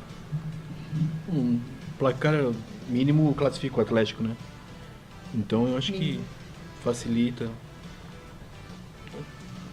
É aquilo que a gente fala em relação ao elenco do Atlético, né? Ele é muito forte. Dentro de casa, então, jogando lá. O jogo deve ser no Independência, né? Independência. Então, eu acho que reverte, sim. E na semana que vem, vamos ter os confrontos decisivos, né? Os jogos de volta entre Sport e Botafogo. Lá na ilha vai ser o jogo das 10. O primeiro jogo foi o Bota que ganhou de 2-1 do Sport. E aí, quem que vocês acham que passa? Eu acho que é um jogo difícil, né? Porque o Botafogo também está muito bem, né? Um elenco muito forte, está na Libertadores. E também tem o fator casa do Sport, né? Que lá é muito difícil ganhar. Então eu vou esperar para ver esse jogo, não vou dar um palpite não. Eu acho que o Botafogo está num bom ano, né? Fez um começo de ano muito bom.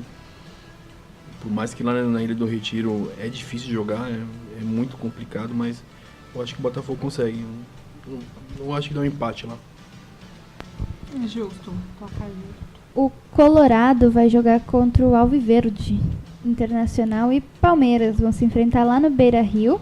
Jogo de volta também. O primeiro jogo foi aqui 1-0 pro Palmeiras. E aí? Lembrando que o Internacional eliminou o Corinthians. Lembrando também que esse jogo aqui no Allianz, o Internacional jogou muito bem. A forma tática também que o Zago impôs aqui em São Paulo foi difícil o Palmeiras, né, quebrar aquela barreira. Então acho que eles esperavam pelo menos esse resultado ou o empate para levarem a decisão para o Sul. Então é difícil, né, porque o Palmeiras está numa crescente aí na Libertadores, também agora no Brasileirão. Então eu também vou ficar meio assim, para lá e para cá, né, porque são 2 times bons, né, até o Inter também querendo respirar, porque esse ano só tem a Série B, né, que é a obrigação deles voltarem para a Elite. Então eu acho que se desse empate seria bom, mas não tem como, então. E você, Marcelo? Eu acho que esse jogo é que nem se apostar no Cartola, né, meu? Não sabe o resultado que vai vir. Você aposta no cara e você fala, pô, depois o cara vai mal. Mas a gente tem que levar em consideração que pode ser o jogo da vida do Inter, né? É o jogo do ano pra eles. Então tá tudo pro Inter, né? Porque é tudo ou nada pra ele. Porque o Palmeiras ainda tem como. Então o Palmeiras tem um calendário. Vamos dizer que o Palmeiras tem um calendário mais cheio ainda. Então eu acho que se fosse apostar, eu apostaria no Inter. Eu também. O Palmeiras ainda vai entrar na Sul-Americana, né? Ainda vai ter bastante coisa pra disputar. Calendário cheio. O Inter vai pro jogo da vida, que nem eu tava falando que o Flamengo vai fazer do Brasileirão a vida dele, e o Inter vai ter que fazer da Copa do Brasil se ele quiser. O Inter por uma bola só. Coisas maiores pro próximo ano, né? Quem vai abrir a rodada da quarta-feira vai ser o Fluminense contra o Grêmio no Maracanã, às 19h30. O primeiro jogo foi 3 pro Grêmio, 1 pro Fluminense. Eu continuo no Grêmio. Agora eu continuo no Grêmio. O jogo tá aqui no Grêmio. Fluminense não vai reverter, não. Grêmio. Muito difícil, né? Foi muito grande a diferença. E o Clube Atlético Paranaense vai enfrentar o Santa Cruz na Arena da Baixada. O primeiro jogo foi 0-0, então qualquer empate com gol é do Cap. Santa tá numa baixa. Sim. Né? Mas eu acho que o Atlético também passa. 0-0 foi lá no Recife? Foi lá no Recife, então qualquer empate com gol vai ser do Santa. do Santa. Mas na Arena da Baixada é difícil, né? Então eu acredito que seja o Atlético. Lá é uma panela. Mais fácil da Atlético. O Atlético, lembrando que ele também vai estar na Libertadores, hein? Então, mas é aquele negócio. São jogos importantes, né? Então acho que vai usar Pessoal, vamos dar um gásinho aqui, na próxima rodada a gente segura. Dá uma segurada. Certo. Então, de acordo com as apostas, nós teremos Flamengo, Santos, Atlético Mineiro, Botafogo, né? Internacional, Grêmio e Clube Atlético Paranaense na próxima fase. Vai ser muito disputado, hein, gente? Disputadíssimo. Muito difícil essa Copa do Brasil.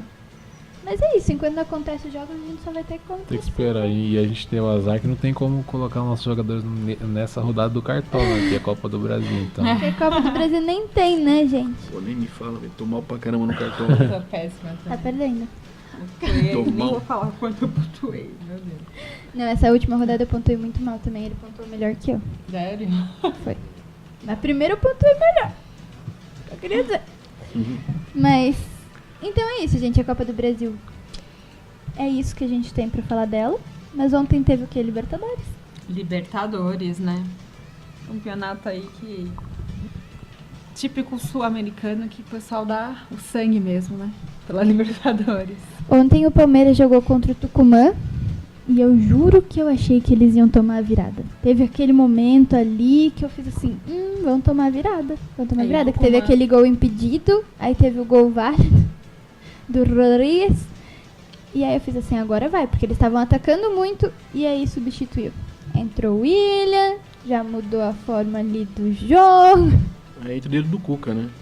Eu acho que na hora que ele colocou o William, empurrou o Jean pra volante, melhorou. A saída de bola foi melhor, aí o Palmeiras conseguiu impor o ritmo que eles gostam, né? E o Michel, a gente até já comentou, né? O Michel quando entrou muito bem. 2 minutos ele já tinha colocado na cara do gol. Exatamente. O Cuca acho que mudou o esquema tático de jogar, né? E quando ele queria tanto ir para o ataque, ele também expôs um pouco a linha defensiva, né? Até que o Tucumã chegou algumas vezes com perigo, né? Com bola na trave e fez até o próprio gol. Mas o Palmeiras mostrou a superioridade dele e o resultado foi o que já esperávamos já. Foi uma virada realmente típico Palmeiras, né, dentro de casa. Foi um jogo muito... Palmeiras do Cuca, né? Palmeiras do Cuca. Palmeiras com cara do Cuca. Literalmente. E o Zé Roberto, no jogo de ontem, ele se tornou o segundo jogador mais velho a jogar uma Copa Libertadores. O Zé é muito mito, né? 42 anos, 10 meses. É invejável. Ele é demais. E aí estavam falando que o jogador mais velho tinha 43 anos, 10 meses, que é exatamente a mesma idade que ele tem, só que um ano, né? Um ano exato de diferença. E aí falou que se no próximo Libertadores, ele falou que ele não pretende jogar o ano que vem. Eu acho que sim, se ele continuar nessa batida, eu acho que sim. O que acho que prejudica mais é o mental. É muitos anos, né? É mental, é saber que ele passou quase 30 anos da carreira dele, concentração, deixa de ter os momentos mais preciosos da vida, que é tempo com a família, tempo com os filhos, né? Então, vai chegando próximo, acho que o problema acaba sendo mental, nem fisicamente, porque você vê que se deixar ele vai até... Ele tá super em forma, né? Você vê muitos atletas novos fora de forma e ele super em forma. Mas eu acho também o tratamento que ele recebe e aonde ele tá também. Porque, ele tá no Palmeiras, grandes fisiologistas, preparadores físicos, então, querendo ou não, ele fica bem mesmo, e ele se cuida também, que é o mais importante, então não tem como ele ficar para trás. Ele falou que ele quer se despedir com título, então se o Palmeiras não ganhar nada esse ano, acho que ele vai continuar jogando. É uma hipótese dele continuar jogando. Né? Mas acho que dificilmente o Palmeiras, até mesmo pelo elenco que tem, não ganhar um título esse ano. Mas imagina ele ganhar a Libertadores e for campeão em cima do Real Madrid no Japão. Histórico. Vai ser campeão no máximo em cima da Juve. Ele jogou no Real, né? Também, exatamente. Deveria ser, eu acho que o Real passa em cima da Juve, então seria uma final histórica, né? Palmeiras contra Real Madrid e a aposentadoria do E Zé. aí poderia ser que o Palmeiras finalmente pudesse ter um real sentido para aquela estrela vermelha que eles colocaram. Tira essa tese de sem mundial. Tira, né? Eu acho que esse ano é. Vamos ver se vai virar. Esse sem mundial aí gera uma polêmica grande, cara. Não, eu achei bonitinha a estrela vermelha, até deu um destaque legal no uniforme melancia que eles estão usando agora, né? Sim, mas essa estrela referente ao Mundial que... Referente ao Mundial de 51, que eles acreditam que não existe. Quem somos nós para dizer ao contrário? Eu acredito. Como sempre reclamam, né, que o Corinthians tem dois mundiais e só uma Libertadores, como é que pode? Essa história do Corinthians também percorre. Algumas coisas tem que levar em consideração, porque esse Mundial do Palmeiras, eu acho que vale, cara, porque na época era uma coisa muito acima de tudo. Eu acho que vai chegar uma hora que a FIFA não vai aguentar a pressão, vai ter que ceder. Vai ter que ceder. E esse negócio do Mundial do Corinthians, o errado no caso foi o Vasco, porque o Corinthians foi como convidado, o campeão do país sede. Quem tinha que ter entrado no lugar do Vasco era o Palmeiras, mas eles precisavam colocar o Maracanã, tinha que levar o Vasco. Ponto. É polêmica que o brasileiro gosta de fazer, mas... o brasileiro. É verdade. É uma polêmica incrível. Mas é porque são os grandes times. Mas uma coisa que eu acho engraçada é assim, você vê o São Paulino falando, né, que o Palmeiras não tem mundial, que não tem como validar esse mundial porque não era FIFA. Mas ele não tira os dois dele que não é da FIFA também. Ele fala, não, a gente é trimundial, o Palmeiras não tem, mas os dois que eles ganharam quando ainda não era mundial FIFA, como você vai tirar o mundial não do vale. Santos do Pelé? Como que vocês vão tirar? Não existe. Eu acho que a FIFA tem que realmente rever a história do futebol. Se você for buscar lá, tem outros times europeus também que ganharam torneios semelhantes. Então, mas o que a FIFA fala é que ela reconhece todos esses torneios, ela reconhece a razão deles, reconhece como um torneio, mas que não é o Mundial FIFA organizado por eles. Então eles não desmerecem os outros. A gente vai ficar batendo nessa tecla durante muito tempo. Isso aí é uma discussão. Porque acho que a troca de nome também, o nome de campeonato, antigamente era João Avelange, aí troca, então fica essa discussão. Então acho que é bom para os torcedores que vão continuar discutindo por muito tempo. É bom pra sarrar, né? O bom é que com a vitória o Palmeiras se classificou em primeiro lugar do grupo, né? Junto com ele em primeiro lugar a gente tem o Santos, que já se classificou em primeiro lugar, e o Atlético Mineiro, o São Lourenço e o Lanús são os primeiros colocados já classificados. Tem em segundo lugar o The Strongest, o Atlético Paranaense, o Jorge Wisterman, o Godoy Cruz e o Nacional do Uruguai, que é o que tem um probleminha ali com a Chape. Que alega que não foi informada sobre o jogador e a Conmebol diz que foi informada, só que a Chape diz que eles enviaram um e-mail pro Cadu, que já havia falecido no acidente, né? Então tá meio confuso ali. Vocês acham que vai voltar atrás a Conmebol ou não? Conmebol é difícil, né? É difícil saber, até porque são várias. Eu não consigo entender, porque tem a CBF, tem a Conmebol, tem a FIFA, e um fala com o outro, então agora não sei como vai ficar, né? Mas que tomara que a Chape reverta isso e consiga, né? Passar até para habilitar mais, né? Um pouquinho mais, tentar suprir, claro que não vai suprir a dor do que aconteceu, mas pelo menos, né, tentar apagar um pouquinho o que aconteceu no passado, né? Sim. E na Libertadores hoje a gente tem quem, Ju? Você sabe? Grêmio, né? Tem Grêmio. Tem Grêmio e Zamora. Zamora que tadinho, não ganhou um ponto. Não tem, tá só participando da Libertadores. Né? Na arena. Coitado do Zamora hoje. Vai ser goleado mais uma vez. O Grêmio Zamora só tá lá participando, falando: oi, gente, eu entrei numa Libertadores, obrigada, tchau. Perdi pra todo mundo, perdi todos os jogos. Mas tadinhos. A chave do Grêmio, eu achei também, eu tava comentando, não cabia nos outros programas. A chave do Grêmio e a chave do Atlético Mineiro eu achei muito fácil. O que vocês acham? Bom pra eles, né? Muito bom pra eles, que ainda não se viu como algo pra eles, quem sabe, treinar o time ou ter um grupo, né? Porque é o mais difícil, ainda mais no começo de temporada. Mas eu eu acredito que não existe time fácil, né? Porque ainda mais na Libertadores, né? Porque para estar na Libertadores, teoricamente eles ganharam alguma coisa, né? Mas tratando de Atlético e Grêmio, acaba se tornando fácil pelo plantel que eles têm, né? Pelo plantel, exatamente. Junto com o Grêmio, né? O Grêmio vai só definir se ele realmente vai ficar em primeiro lugar ali, tipo, felicidade na vida. Vão o Guarani e o Desportes Iqui que vão jogar. O Guarani tem 10 pontos, o Desportes tem 9, então ali qualquer coisa pode acontecer. O Grêmio também tem 10, mas por que ele é classificado de qualquer jeito? Porque se o Guarani vencer, vai para primeiro lugar. Saldo de gol, né? Mas o saldo de gols dele é maior, então mesmo que dê alguma atrocidade, vai empate, vai 11 o Guarani e 10 o Desportes, e ele perca, ele ainda vai ter um saldo de gols maior que o Desportes. Eu acho que essa primeira fase da Libertadores, os clubes têm que achar a consistência tática para poder pegar o mata-mata. Que é muito importante. Esse negócio de decidir em casa também é muito relativo, né? Nós vimos nos últimos anos aí, eu acho que nos últimos 5, 6 Libertadores, o primeiro colocado geral sempre foi nos brasileiros, com exceção do ano passado, o Atlético Nacional, mas nos últimos anos nós não ganhamos. Desde 2013 que foi o Atlético, os outros anos. Eu acho que o que vale realmente a pena essa primeira fase da Libertadores é ser consistente, dar uma consistência pro time para poder seguir em frente. O Fogão ele também joga hoje, para também definir se vai ficar com o primeiro lugar. Vai jogar contra o Estudiantes, só que ele vai jogar lá no Centenário, vai ser um pouquinho mais complicado. Mas o Estudiantes também não tem nada, né? Tem 6 pontos, tá fora. Mesmo que ganhe, não vai entrar. É só para definir mesmo quem que vai ficar em primeiro lugar, se vai ser o Botafogo ou o Barcelona. De Guayaquil. Exatamente.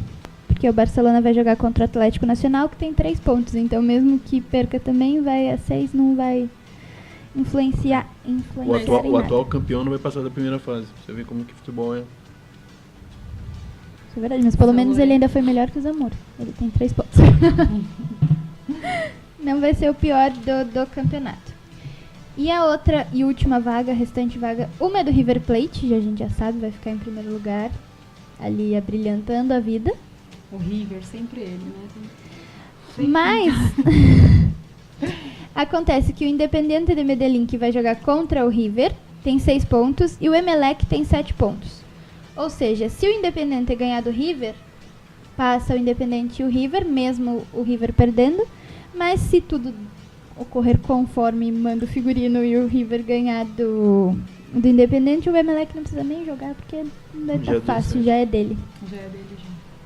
E aí vão pras bolinhas e quem sabe não saiam Palmeiras e Clube Atlético Paranaense. Mas seria bom que não, né? Porque não abrilhantava mais. Joga mais pra frente, joga né? mais pra frente. Mas aí vai ficar todo mundo ansioso esperando esse jogo.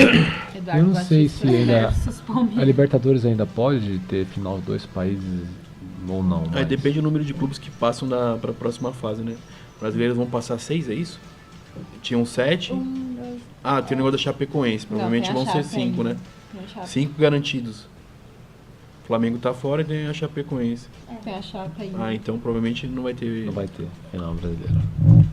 São 6, eu acho. Santos, Palmeiras, Atlético, o Atlético Paranaense, Botafogo e Grêmio. Já tem 6 então. E é 7 com a Chape se passar. 7 com a Chape se eles reverterem lá a decisão, que eu acho muito difícil, porque o Comembol não gosta de clube brasileiro. Eu acho que não tem como segurar. Mas aí eles colocam sempre os primeiros para jogar contra os segundos. E o Atlético Paranaense é um segundo forte. O George Wisterman mostrou também que tá vindo bem, então é um segundo forte. Eu acho que vai ser complicado. Eu acho que os clubes brasileiros têm que se impor, tem que parar com esse negócio que eu vejo os comentaristas falando que a Comembol favorece os outros países, desmerece o Brasil. Para com isso, a gente tem os melhores jogadores, a gente tem a melhor estrutura, a gente tem... Não tem essa, atropela, pode ser o River Plate, vai pra cima. Não pode ter esse negócio de o brasileiro é desfavorecido. Porque fica naquilo, né? A coitadice. Então, todo ano a gente vai ficar chorando e a gringaiada rindo, não tem essa não, vai pra cima. E lembrando que tem a Copa Sul-Americana também, né? Os brasileiros já fizeram os 2 jogos e já estão classificados Corinthians, Ponte Preta, Fluminense e Sport. O São Paulo e o Cruzeiro caíram fora. E depois que passar essa fase, vai ter uma outra fase e depois entram os times da Libertadores. Ainda nada deles na Libertadores, mas o bom é que a Chape vai poder entrar, né? A Chape entra. É uma felicidade a mais para esse povo da Arena Condá. Então é isso, gente. E nós vamos nos despedindo por aqui. Queríamos agradecer a presença do Diogo. É isso aí, Diogo. Tem algum abraço para mandar? Alguma coisa a dizer sobre o programa? Primeiramente, queria agradecer o espaço cedido a mim. O prazer de conhecê-las, né? E também com Marcela. Agradecer também a todos os ouvintes. Mandar um abraço para meus amigos, minha esposa. Mandar um abraço pro meu filho, né, que não tá entendendo muito bem, mas essa gravação eu vou mostrar para ele que depois eu mandei e lembrei dele. E muito obrigado, espero voltar mais vezes. E se for a vontade de Deus, a próxima vez que eu voltar aqui será com mais um título. E com uma camisa. A gente adora receber camisa, gente. Só vou deixando o aviso assim. Vou esperar agora, quem sabe, o convite aí do Bruno Mars aí, O produtor que segura, né? O produtor que segura aí pra dar um convite pra gente aí. Certo, mas aí você tem que trocar pela camisa. E também vamos agradecer a presença do Marcelo. Muito obrigada, Marcelo. Eu que tenho que agradecer. Obrigado pelo convite. Obrigado, Ju. Obrigado, Bianca. Imagina. É sempre bom você poder falar de futebol, ainda mais com pessoas que conhecem. O programa está de parabéns por tudo que vocês procuram passar. O futebol precisa de mulheres falando, que entendem. Isso é importante. Tenho que deixar um abraço aqui pro pessoal do Colégio Silva Jardim. Didi, rapaziada aí, obrigado pela moral. Pro meus parceiros, Leca de Camargo, Falcão, Deco, obrigado por estar na correria de dia a dia com a gente aí. Pra minha família, pra minha esposa, pros meus filhos. Eu tô parecendo a Xuxa agora, né? Mas é isso, cara. Eu acho que é muito válido. Um dia que sempre precisar, pode contar comigo que estarei presente. E bola pra frente. Parabéns. Tomara que o projeto alavanque aí, mas o dia que você estiver na TV, lembra de nós, né, Diogo? Lembra de nós, com certeza estaremos à disposição. Pode deixar que a gente vai sempre lembrar de vocês. Muito obrigada por terem participado. A gente sabe que vocês têm uma agenda muito complicada, então muito obrigada mesmo pela participação de vocês, por terem cedido um tempo para vir aqui conversar com a gente.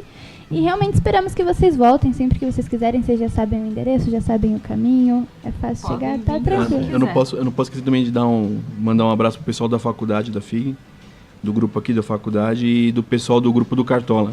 Rapaziada, corre atrás que o bicho vai pegar agora, hein? Olha aí, o recado foi dado, hein, gente? Eu preciso dizer que eu tô no grupo do Cartola dele, então eu tô torcendo mais que ele vá mal. Apesar de ser um convidado muito querido, eu quero que ele perca. Tá bom, gente? Mas brincadeiras à parte, muito obrigada, meninos. Uma boa tarde, uma boa semana. Tudo de bom pra vocês. E vamos arrasar no Cartola todos. É isso aí. O Elas na Área fica por aqui, gente. Um abraço a todos.